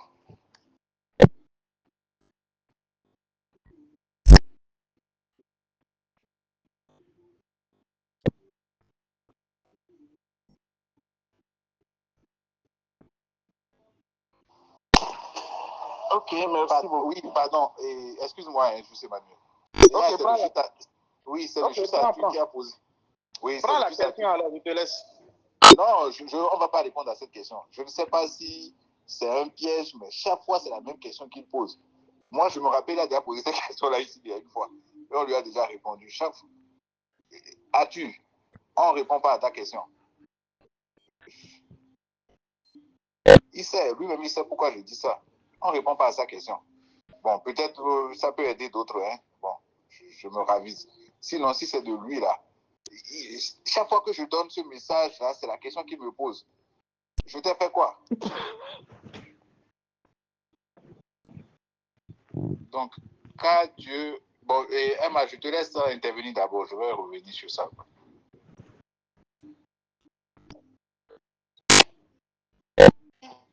Oh, comme il est agréable d'être parmi les frères. Je ne faisais que rire ici aussi. Oh Seigneur Dieu, merci pour ton amour. Ok, juste à tu. Tu connais très bien la réponse à ta question, comme le juge PJ le disait, et tellement on a parlé de ça. Ah, honnêtement, tu ne sais plus. Hein. Oh, laisse-le, il faut finir, je vais lui répondre. Il me connaît, non? Chaque fois, il me pose la même question. Je lui ai fait quoi?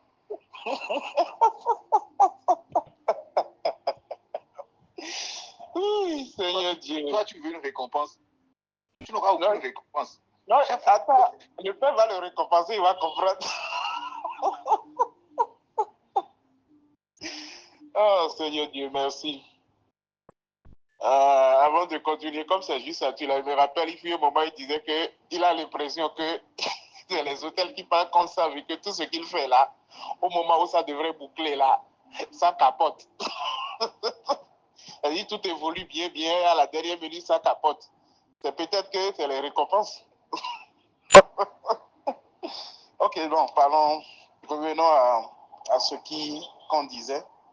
Vous savez, quand le juste Jean Amour parlait là, en tout cas, on prenait du plaisir à l'écouter. Parce que c'est des choses qu'on peut dire, bon, ça choque, ça dérange de le dire ainsi. Mais c'est la réalité. C'est la réalité. On aime le dire quand, c'est-à-dire c'est les autres, mais quand on le dit nous-mêmes à haute voix comme ça, c'est choquant. Et vous voyez, l'homme là, comme le juge pays le disait dans le message, Dieu nous a donné un cœur tellement égoïste.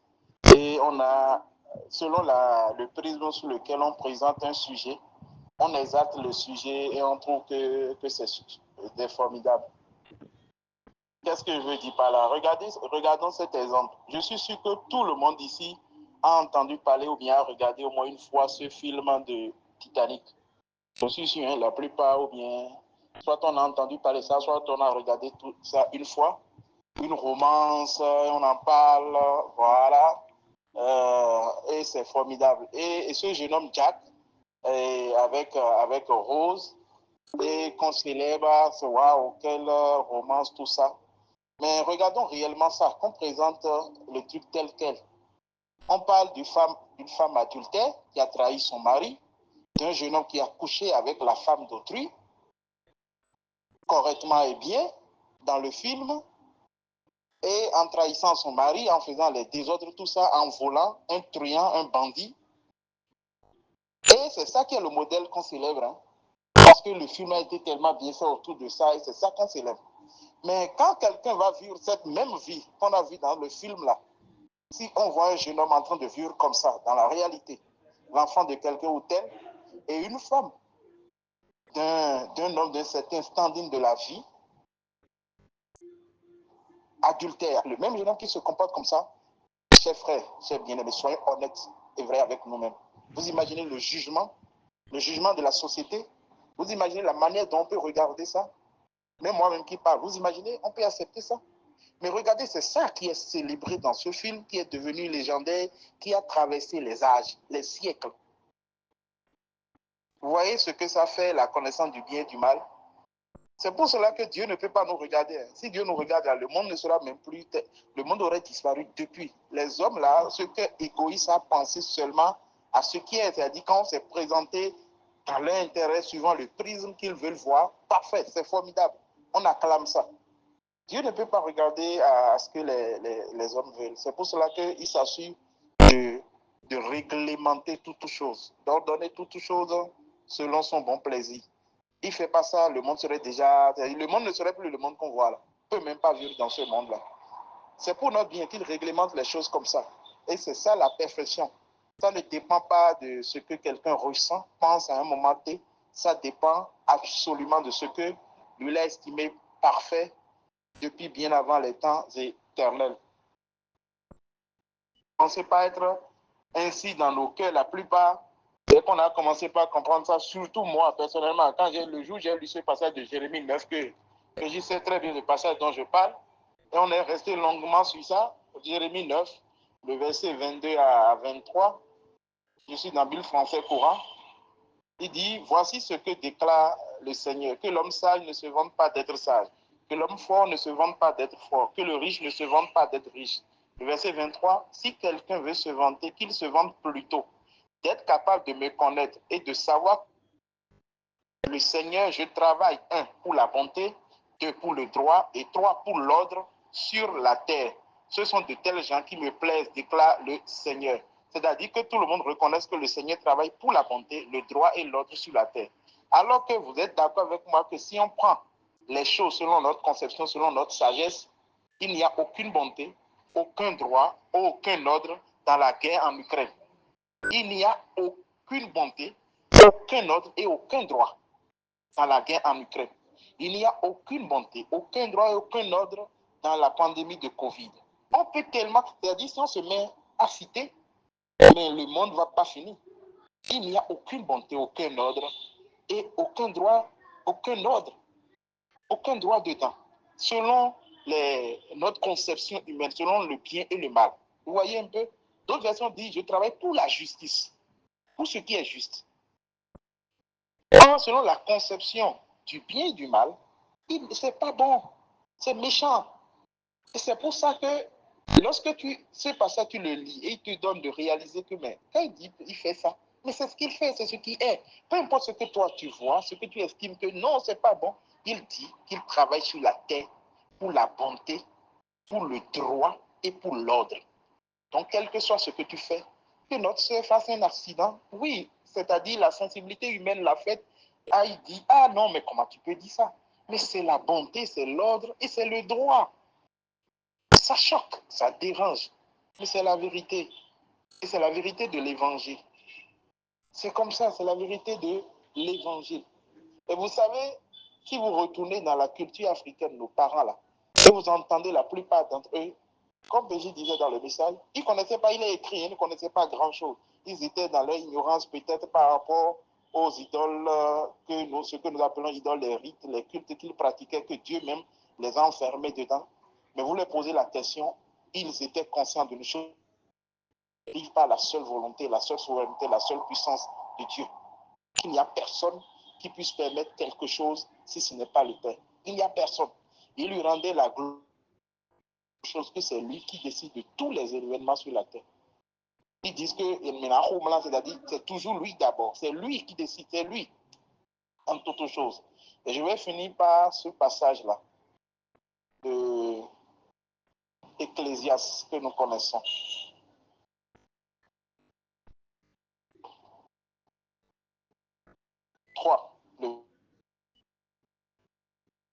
Le verset 1 à 8. qui dit il y a un temps pour toute chose. Avec le temps, plus vous écoutez le message de l'évangile, plus vous réalisez que le temps, c'est ce que Dieu nous a donné de mieux. Quand on dit le temps. Aujourd'hui, les événements sont là et on parle de tout événement, une date d'expiration. Mais tout cela régi par le temps. Quand un événement arrive, ce n'est qu'une question de temps. Et quand on dit question de temps, le temps c'est indéfini, hein? Le temps c'est éternel. Il y a les événements qui arrivent et qui sont censés rester éternellement. Mais c'est le temps, c'est toujours le temps. Mais la plupart, vous verrez, il arrive maintenant, il change. Il arrive maintenant, il change. Comme il dit, tant que suscitera la terre, je pense que c'est Genèse 8, 22, non? Le temps de la moisson, de la semaille, le temps de si, il a cité, ne manqueront jamais. Le temps. Aujourd'hui, tu verras, tel est dans cette situation. Demain, tu le verras dans une autre situation. Demain, tu verras. Et ça, tout ça, c'est pour notre bien. Pourquoi? Ça nous délivre de la monotonie de la vie. Vous imaginez là une vie monotone que Dieu nous aurait donnée. À un moment donné, même quand vous écoutez les riches là, ils ont ceux supposés riches de ce monde. Hein, vous verrez que parfois il a envie de faire des folies pour lui dire qu'il a besoin d'un peu d'adrénaline. Les événements de chaos là, il en a besoin un peu parce que trop de monotonie quoi. Trop de...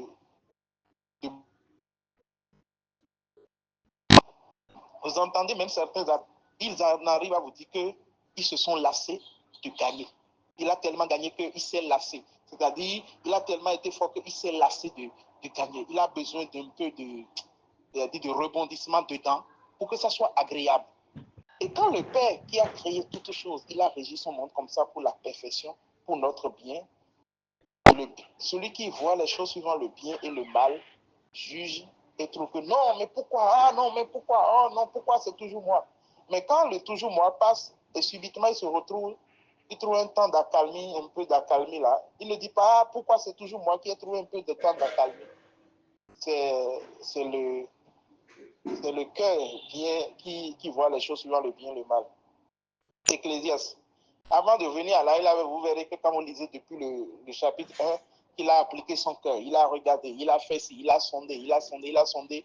C'est une petite conclusion de tout ce qu'il a dit dans le chapitre 1 et le chapitre 2 qu'il vient ici faire dans le chapitre 3 où il disait il a un temps pour toutes choses. Parce qu'il a dit, il a apprécié ci, il a regardé ci, il a vu ci, il a vu ça. Salomon, il a tellement regardé, il a essayé d'être ça et après il a compris que non, il y a un temps pour toutes choses. Je suis dans la Bible, le message. J'ai pris la version des messages parce que ça a apporté une touche spéciale que j'aime. Ecclésiaste 3, verset 1 à 8. Il y a un temps propice. Il y a un temps propice pour chaque chose. Un temps juste pour toutes choses sur la terre. J'ai trop aimé l'introduction. Un temps propice et un temps juste pour toutes choses sur la terre. Un temps pour naître, un temps pour mourir, un temps pour planter et un autre pour moissonner, un temps pour tuer. Vous imaginez ça? Il y a un temps que le Père a prévu pour tuer. Ça, c'est gênant, c'est pas agréable de le dire. Mais il y a un temps pour tuer et un autre pour guérir. Un temps pour détruire et un autre pour construire. Un temps pour pleurer et un autre pour rire. Un temps pour se lamenter, un temps pour se réjouir, un temps pour faire l'amour. Oui, je suis dans la Bible, je ne lis pas autre chose. Vous pouvez lire la version. Un temps pour faire l'amour et un autre temps pour s'abstenir. Un temps pour embrasser et un autre temps pour se séparer. Un temps pour chercher et un autre pour compter ses bêtes. Un temps pour compter les bêtes. Un temps pour s'accrocher et un autre pour lâcher prise. Un temps pour arracher et un autre pour réparer. Un temps pour se taire et un autre pour parler. Un temps pour aimer et un autre pour haïr. Décidément, un temps pour haïr, hein? Vous imaginez? Un temps pour faire la guerre et un autre pour faire la paix. Et vous savez, quand vous regardez sur la terre, on voit tout cela. Et tout cela est organisé, orchestré par notre Père. Si tu y mets ton cœur, et les organes, comme on aime le dire aujourd'hui sur la terre, et que tu ne vois pas la souveraineté du Père dans tout cela, tu vas passer le temps à aller c'est-à-dire de stress en stress.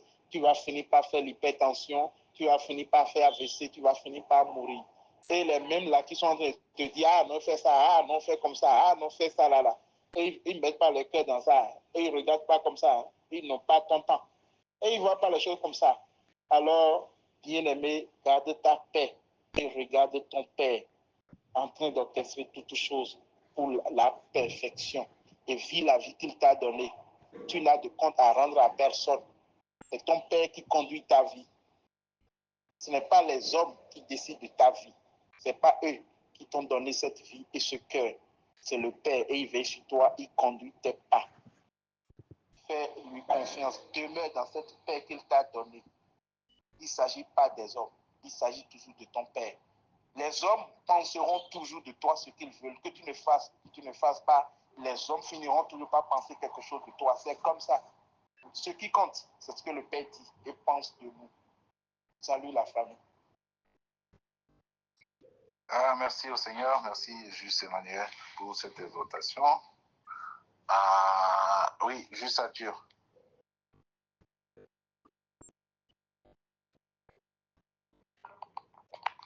Allô, vous me recevez? Oui, la parole. Shalom, cher Juste. Bonjour la famille. Je voudrais dire merci au Seigneur une fois encore pour sa grâce, pour sa parole. Et merci au Juste au PJ et à tout le monde. J'ai levé la main, je ne voulais pas parler au début, j'ai levé ma main pour faire suite à ça que je laissé dans le chat. Et je voudrais contextualiser un peu les choses. Dieu m'est témoin que la question que j'ai posée vient de la sincérité de mon cœur et que je ne voulais pas payer quoi que ce soit. Pourquoi le faire? On paye sa famille, non? Le message qui a été partagé, je le comprends. Je suis d'accord avec ça. Je l'ai même dit dans mon chat. J'ai dit c'est clair et c'est libérateur. En fait, avec de telles paroles, le stress, les trucs, je dis inutiles, pas inutiles. Les détails auxquels on s'accrochait avant et qui faisaient qu'on n'arrivait pas à jouir de cette paix qu'il nous a donnée, qu'on n'arrivait pas à jouir réellement tel qu'on devait le faire. Bon. Et c'est justement parce qu'il y a ce petit point, cette petite ombre-là, qui est là, que je n'ai pas comprise et que j'aimerais bien comprendre, que j'ai posé la question. Je suis très sérieux. Je voudrais dire, avant de me taire, ceci. Et ça, c'est ce que j'ai vécu personnellement. Et je crois qu'il y a des gens ici qui vont en témoigner. Et le juge PJ même aussi pourra en témoigner. Quand moi, j'ai commencé par entendre de la grâce, entendre de toutes ces choses-là, au début, c'était avec le Seigneur, ça me faisait du bien et tout. Mais quand je me retrouvais dehors, j'étais face à d'autres réalités. Et je mangeais. À un moment donné, je me suis vu en griffe, en déphasage de ce qui se dit, ce qui se fait autour de moi. Par exemple, le juste PJ est là. J'ai travaillé avec le grand frère juste, Brice, Ingla. Tout ce que j'ai pu faire en son temps, tout ce que j'ai posé comme action sont des choses qui viennent de la compréhension de ce que j'ai reçu. Comment, par exemple, le Seigneur peut dire, c'est moi, Dieu est entre mes mains, et je contrôle tout, je contrôle ton âme. Je dois aller au travail, par exemple, c'est lui qui doit me réveiller, c'est lui qui permet de pouvoir dormir, et je vais partir au boulot en retard, par exemple. Comment comprendre ça? À un moment donné, quand il a commencé à parler, j'ai commencé par dire, où suis-je? Qu'est-ce que je dois écouter? Ce qu'eux me disent, ou ce que le Seigneur, bon, ce que la parole que je lis, qui dit, ta vie est entre les mains de Dieu. C'est lui qui décide de tout. C'est lui qui contrôle tout. Je me rappelle qu'on a eu une réunion avec le juste PJ, le juste Maoussé, par rapport à cette situation, parce qu'à un moment donné, ça devenait insupportable en griffe. Le juge PJ, on en a parlé, c'était même tendu à un moment donné. Mais je ne comprenais pas. Mais aujourd'hui, avec du recul, aujourd'hui, avec beaucoup de choses au passé, je vois mieux et j'arrive à faire un peu la part des choses. Je ne sais pas si vous voyez ce que je dis. Et c'est dans cette même logique-là que, écoutant la parole de ce matin, ayant vécu ce que j'ai vécu, je voudrais comprendre qu'est-ce que ce verset-là voudrait dire. Ça n'a rien à voir avec un piège, ça n'a rien à voir avec quelque chose avec le juste PJ, que j'aime beaucoup, que j'adore beaucoup, je bénis le Seigneur pour sa vie. Donc voilà, si vous pouvez répondre à cette question, honnêtement, ça me ferait plaisir. Ça peut ne pas être ici, peut-être en privé, peut-être quand on sera voilà, deux ou... voilà un peu la raison pour laquelle j'ai pris la parole. Honnêtement, je voudrais comprendre. Parce que c'est lui qui fait. Maintenant, quand c'est fait qu'on parle des actions qu'on aurait faites et tout. Et aussi, parce que dehors, par exemple, parmi les frères de l'autre côté qui n'ont pas encore compris ce que nous avons compris, ce que nous avons compris, autant pour moi, j'y arrive, c'est utilisé. Je suppose par exemple que je suis là, un frère me dit ça, il me dit voilà, la parole a dit ça, la parole dit ça. Qu'est-ce que je peux répondre? Pas pour le dissuader, d'abord pour moi-même, et deux, peut-être lui permettre de pouvoir comprendre ce qu'il ne comprenait pas. C'est un peu ça. Merci beaucoup. Shalom. On arrête là. D'accord. Merci. De lui répondre, tu permets. Je voulais juste apporter un truc et après je te laisse lui répondre. Ok, d'accord, vas-y. Ok, merci juste à tu, merci à la famille. Ta préoccupation, on ne peut que la saluer. C'est noble, il n'y a pas de souci pour ça. Ce que je veux te recommander et nous recommander à tous, c'est qu'on puisse réécouter le message. Il y a 3, 4 dimanches. Je suis jugé avec humilité, je crois. Voilà. Parce que ce que tu dis là, c'est exactement, on a abordé tellement ça de long en large. On a abordé les cas par rapport, si tu te rappelles bien, des fils du souverain sacrificateur Élie, et qu'on a abordé la gloire et la chute de Babylone, on a abordé chaque cas. S'il te plaît, il faut couper ton micro, ça va laisser de l'écho. S'il te plaît. Juste à tu, il faut couper ton micro, ça va faire d'écho dans l'échange. Merci. On a abordé longuement ça. Parce que oui, on va apporter à tous, toi en particulier, des éléments de réponse. Mais c'est encore mieux lorsque tu prends des messages, des partages qui parlent de ce même sujet de long en large. Parce que quand tu écoutes et réécoutes, tu comprendras mieux. Question de Dieu n'est pas injuste pour oublier ce que vous avez fait. Et n'oublie pas qui organise le jeu, qui te permet de faire des choses et qui décide de la récompense. S'il y a de récompense, il donne ce thème à ça. Mais je nous exhorte réellement. C'est souvent ça, hein, on écoute les exhortations, les partages, les messages, on passe sur ça. Et le dimanche, on revient encore, on écoute, on passe sur ça. Je nous exhorte vraiment à ça, à nous tous. Écoutons et réécoutons.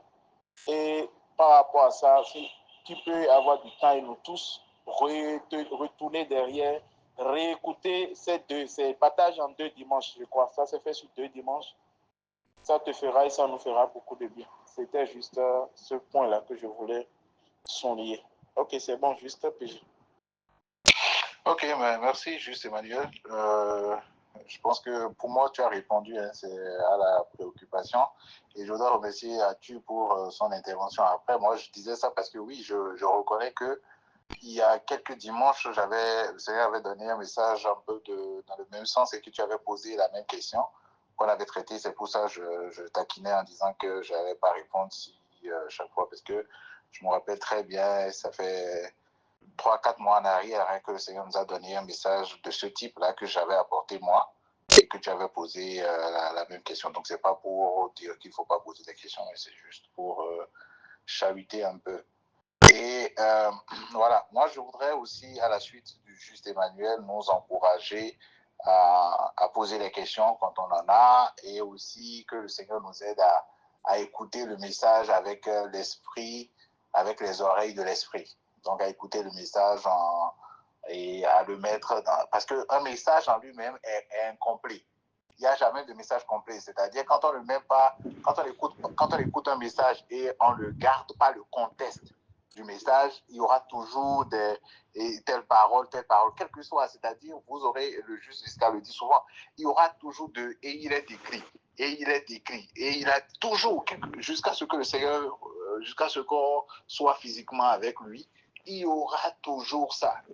Soyez-en sûrs.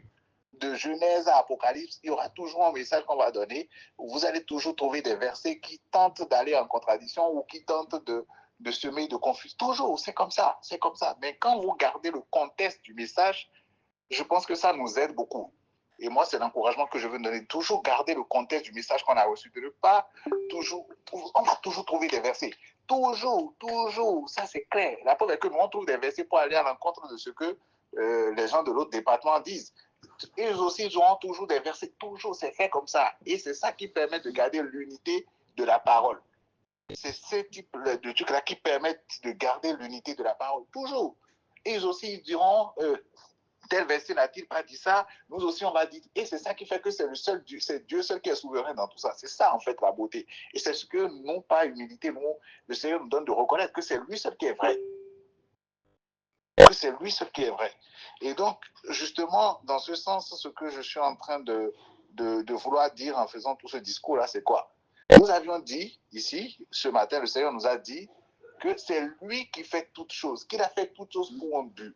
Et que c'est lui qui accomplit toutes choses au travers de nous voir toujours comme des serviteurs inutiles, et que quel que soit ce qu'on fait, c'est lui qui l'accomplit au travers de nous. Et il fait toutes choses pour un but. Si dans son plan, il a prévu récompenser Jacques pour ce qu'il a fait, la preuve est qu'on a dit qu'il nous donne des récompenses. La preuve, on a donné l'exemple de ce que on peut faire des choses, et puis si on trouve de l'argent dedans, c'est bon, mais si on trouve encore des pleurs dedans, c'est bon, c'est des récompenses. Donc, dire pour moi, ce verset ne remet pas en cause ou va toujours dans le sens de ce que nous avions dit, c'est-à-dire, le Seigneur n'est pas injuste. Si dans son plan qu'il a prévu, il a prévu récompenser dès maintenant ou après Jacques, Paul, pour ce que lui-même il aurait accompli au travers d'eux, c'est de sa souveraineté, c'est de son plan. Cela ne met pas, en fait, cela ne veut pas dire que ce n'est pas lui qui a accompli la chose au travers de nous.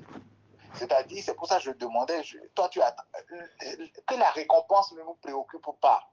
Ce n'est pas la récompense qui nous préoccupe. C'est ça mon point. C'est-à-dire, ce verset, c'est comme si on s'entendait à la récompense. Donc, si je fais ça, je serai récompensé. Si je le fais. La récompense, c'est lui qui décide de qui récompenser, comment récompenser, s'il veut récompenser. La récompense ne nous intéresse pas. Ce qui nous intéresse, c'est lui. Ce qui nous intéresse, c'est ce qu'il fait. Ce qui nous intéresse, c'est que lui, il soit glorifié au travers de ce qu'il fait au travers de nous. Ce qui nous intéresse, c'est de toujours nous voir comme des serviteurs inutiles. Si dans tout ce qu'il accomplit au travers de nous, il y a une forme de récompense, que ce soit dans le monde actuel ou dans un monde à venir, ce n'est que gloire à son nom. Ce qui nous intéresse, nous, aujourd'hui, c'est de comprendre que c'est lui qui opère toutes choses et que nous sommes que des serviteurs inutiles. Nous sommes que des acteurs secondaires dans le rôle qui est en train d'être joué. Nous sommes que des acteurs secondaires dans le film qui est en train d'être joué. Il déroule toutes choses pour la gloire de son nom, pour lui d'abord, pour sa satisfaction. Si dans ce rôle, dans ce film, dans tout ce qui nous amène à faire, il a choisi souverainement des récompenses et que l'Hébreu l'évoque, gloire à son nom. Nous, on n'est pas intéressé par la récompense, mais on est intéressé par lui. On n'a pas les yeux fixés sur la récompense, mais on a les yeux fixés sur ce que lui fait. On a les yeux fixés sur ce qu'il accomplit. Récompense ou pas, ce que Dieu fait, c'est ce qui intéresse, ce qui nous intéresse. Récompense ou pas, ce qui nous intéresse, c'est lui. On se voit toujours comme des serviteurs inutiles. Nous, on n'a rien. On n'a rien à réclamer. On ne peut rien exposer devant lui pour lui dire que parce qu'on a fait ça, tu nous dois ci. Même s'il dit qu'il n'est pas injuste pour... Est-ce qu'il a détaillé les œuvres pour lesquelles il veut récompenser? Hébreu le dit, est-ce que Hébreu va citer les œuvres pour lesquelles il veut récompenser? Est-ce que Hébreu a cité ceux qui veulent récompenser? Donc, nous, on n'a pas les yeux fixés sur la récompense, mais on a les yeux fixés sur lui. Et on se voit toujours par sa grâce comme des serviteurs inutiles. Si on fait partie d'une certaine récompense, si on a une certaine récompense, bon, c'est à sa gloire. En fait, je pense que c'est la réponse que j'avais donnée et que je redonne encore pour dire il n'y a pas de contradiction ou il n'y a pas matière à se... En fait, quand on reste dans le contexte du message, il n'y a pas matière à être troublé.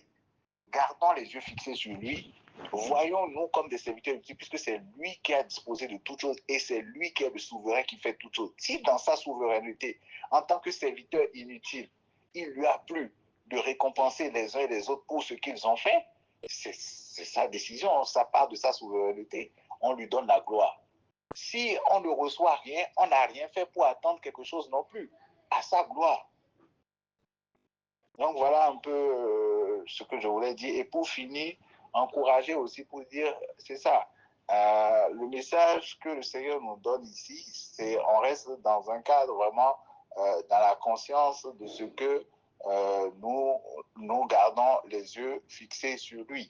Dans le contexte que nous parlons des choses de l'esprit et que nous discutons de la manière de mieux le connaître et de vivre en paix. Maintenant, le juste Emmanuel l'a si bien dit, c'est lui qui régit aussi la société là où nous travaillons avec les règles, avec les attitudes les règles, à quelle heure il faut travailler, à quelle heure il faut venir, et ça, on est sujet à cela. Juste, Simon, tu as la parole. Oui, merci beaucoup. Jean-Pierre, vraiment grâce au Seigneur pour le message de ce matin. Je voulais juste revenir sur 2-3 choses, notamment dire que, vous savez, on l'a déjà dit ici plusieurs fois, quand on écoute un message ou quand on lit un passage des Écritures dans le contexte biblique ou tout autre, ou même dans notre vie quotidienne, il y a un élément important que nous devons toujours prendre en considération.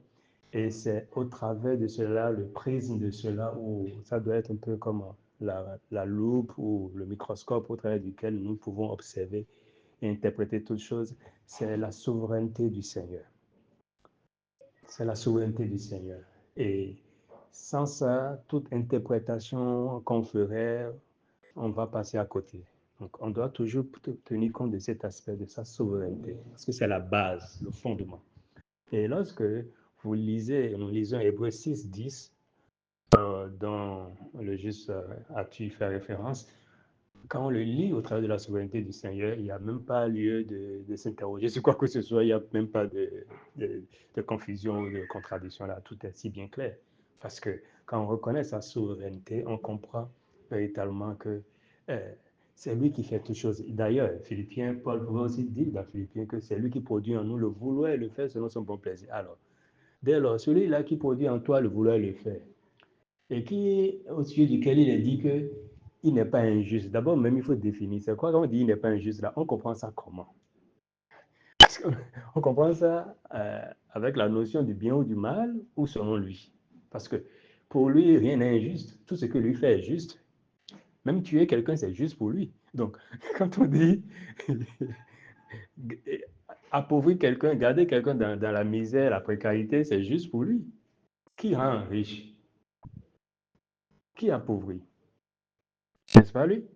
Alors, donc, sur quoi on se base pour parler d'injustice? Donc, quand on dit que Dieu n'est pas injuste, ça n'a pas la même, c'est pas la même connotation, c'est pas la même définition que la définition que nous avons d'un point de vue humain ou selon l'intelligence humaine du mot injuste, en fait. Donc, tout ce qui te donne d'avoir ou de recevoir, c'est une récompense en soi. C'est ce qu'il faut comprendre déjà. Parce que quand on entend récompense, nous on pense directement à quoi? Donc, tout ce que lui fait, c'est juste à ses yeux. Et il est souverain, et c'est lui qui produit en nous le vouloir le faire. Donc, tout ce que nous, en fait, ce qu'on reçoit, ce qu'on fait, ça vient de lui. Donc, on n'a aucun mérite dedans.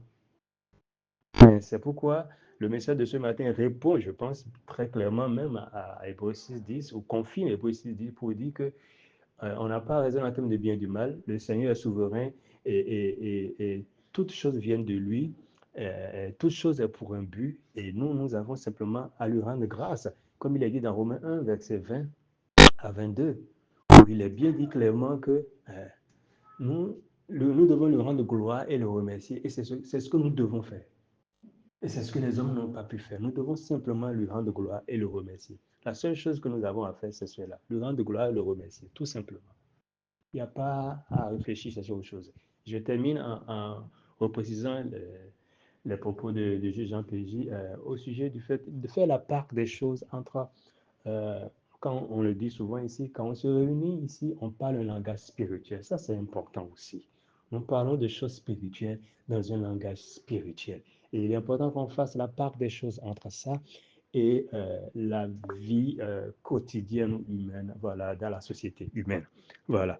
Pour dire quoi? Donc, dans la société humaine, il y a des règles, bien entendu, qui sont venues du Père également, parce que tout vient de lui. Et donc, chaque société a ses règles. Il y a des règles sociétales au Bénin qui, tu vas dans un autre pays, en Chine ou n'importe où, dans un autre pays, ce n'est pas les mêmes règles. Ce qui est ici, par exemple, au Bénin, c'est pourquoi on ne le martèlera jamais assez. Nous n'avons vraiment pas raison en termes de connaissance du bien et du mal, sinon nous passerons à côté. Il y a des règles sociétales au Bénin, par exemple, où si tu fais ci, on va dire que c'est mauvais. Mais dans d'autres pays, ce qu'on appellerait mauvais ici, c'est ça qui est recommandé dans d'autres pays. C'est ça qui est bon.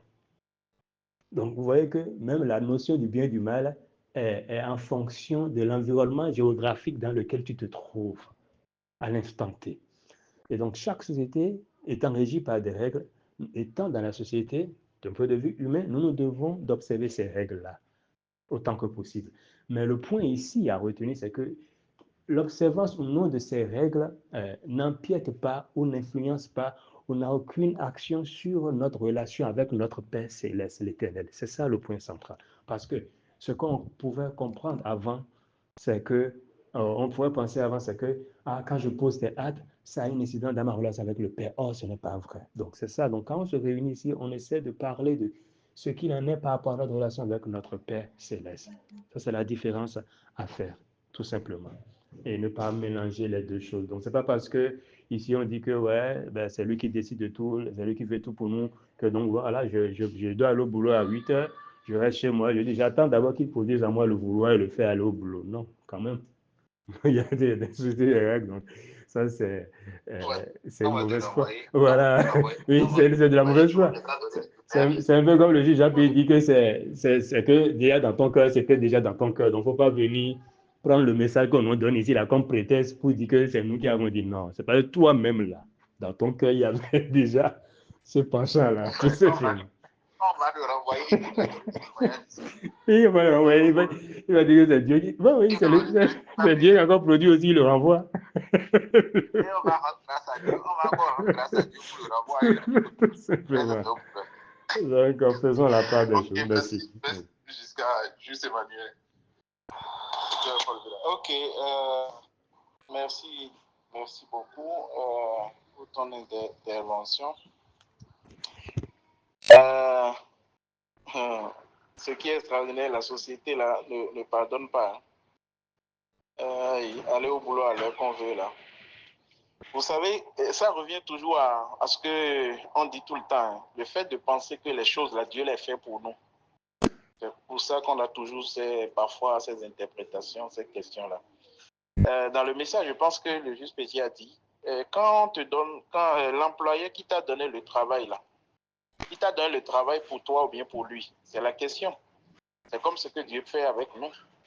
Il ne nous a pas mis sur la terre pour nous, mais pour lui. Donc, quand celui qui t'a donné son travail ne t'a pas donné son travail pour toi, mais pour lui, parce que oui, toi, tu vas te réjouir que j'ai eu un boulot, j'ai un salaire à 100 chiffres, tout ce que tu veux, parfait. Mais lui ne voit pas le salaire, lui voit pourquoi lui t'a donné son travail. Lui veut accroître son organisation, accroître son chiffre d'affaires, atteindre une prochaine étape dans ce que lui a comme objectif, comme vision pour son organisation. Toi, tu n'es comment je vais dire, une pièce sur l'échiquier.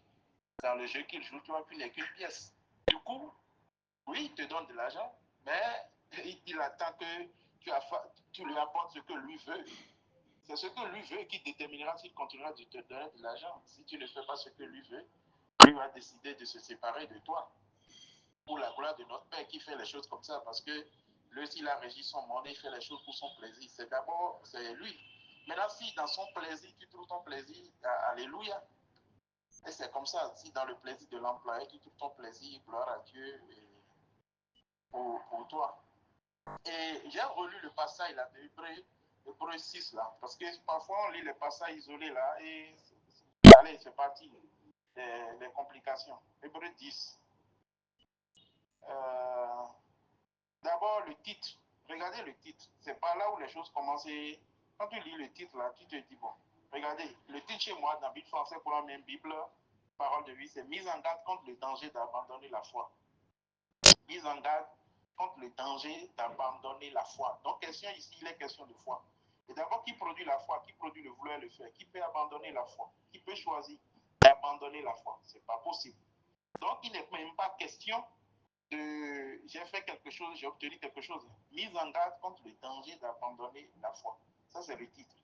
Et quand on lit la suite du verset 10, je lis le verset 10 dans la Bible française courant qui dit Dieu n'est pas injuste, il n'oubliera pas votre activité ni l'amour que vous avez montré à son égard par les services que vous avez rendus et que vous rendez encore aux autres chrétiens. Verset 11. Mais nous désirons que chacun de vous fasse preuve du même zèle jusqu'à la fin, afin que votre espérance se réalise pleinement. Ne devenez donc pas paresseux, mais suivez l'exemple de ceux qui croient avec persévérance et qui reçoivent ainsi ce que Dieu a promis. Et quand vous descendez le verset 13, qu'est-ce que Dieu a promis? C'est là il va parler maintenant d'Abraham. Il va parler d'Abraham, il va parler d'Isaac, il va parler de l'alliance avec Abraham. Donc c'est dans ce contexte-là qu'il parlait de Dieu n'est pas injuste pour oublier. C'est dans ce contexte-là qu'il parlait de ça. Le contexte est précis par rapport à ça. Et encore une fois, comme on le sait, c'est notre Père qui est le game changer, le game maker. C'est lui qui régit et qui organise parfaitement tout. J'avais oublié deux points que je voulais aborder dans mon développement. C'est pour ça que j'ai levé à nouveau le toit. Le premier point de ce que Justin, moi, avait dit, et juste Joséphine avait dit, waouh, par rapport au péché, que c'est Dieu qui régit tout ça, qui régit le péché. Qui a parlé du péché pour la première fois, c'est notre Père. Et qui après, qui est venu dire qu'il a ôté le péché, c'est encore notre Père. C'est lui qui définit ce qu'il appelle péché, comme il a dit à Pierre, ne considère pas comme impur ce que moi je dis que c'est pur. Et dans Romains 14, 14, je crois, non, que toute chose est pure, est impure pour celui qui croit qu'il est impur, quoi. Voilà, c'est un peu ça, c'est lui qui régit, qui définit les choses. C'est lui qui régit ça. Et pour finir, quand on parlait de ce que Dieu accorde aux gens, regardez par exemple, ça fait rire, hein, mais ça fait réfléchir. L'histoire de Moïse dont le péché parlait. Le gars, il a fait sortir les gens. Et mieux, je pense que le gars, il a utilisé aussi, a écrit oh, louez l'Éternel, car sa miséricorde Dieu a toujours. Ses compassions ne sont pas épuisées, sa miséricorde Dieu a toujours. C'est ça, hein? Puis après, tu dis rien. Après, il pousse le gars à frapper le rocher et il dit non, bon, toi, tu ne vas plus sur la terre promise. Le gars lui demande ça 250 fois, il dit c'est la dernière fois que tu vas me parler de ça. Il dit que tu n'iras pas, monte et meurs. Bon, quelle miséricorde tu as toujours, là maintenant. Vous voyez un peu? Alors que c'est pourtant le gars, il a poussé, il a utilisé sa miséricorde, tu as toujours, le grand Moïse, tout ça. Vous voyez un peu? Juste parce que lui, il ne veut pas que le gars aille, c'est tout. Il ne veut pas qu'il aille là-bas. Tu vas regarder les choses de ton point de vue. Quelle miséricorde tu as toujours là maintenant? Le gars t'a supplié là, tout dit, tu dis non, qu'il ne va pas partir. Il y a quelle miséricorde qu'il y a toujours dans l'histoire? Une seule chose que le gars a faite. Alors que le peuple là faisait des bêtises, tu les pardonnes tout le temps, tu disais que sa miséricorde y a toujours. Juste parce qu'il ne veut pas qu'il y aille, c'est tout. Le gars, il n'a pas prévu qu'il aille sur la terre promise. C'est Josué qui doit aller. Et c'est fini. C'est comme ça. Tu vas faire quoi? Tu vas dire quoi? Et l'histoire monte, mais un gars qui est en pleine forme, quelqu'un qui n'est pas malade, il est en pleine forme, il va bien. Tu lui dis de monter et de mourir. Tu ne peux pas expliquer. Si tu veux, ton intelligence, ta tête va exploser. Tu ne peux pas comprendre. C'est lui seul. C'est bien comme ça pour nous, pour la perfection de la vie. Ok, c'était le dernier point. Ok, merci beaucoup au Seigneur, merci au juste Emmanuel. Ouais, donc, je pense qu'il n'y a plus d'intervention. Donc, une annonce avant de laisser la parole au juste Simon, c'est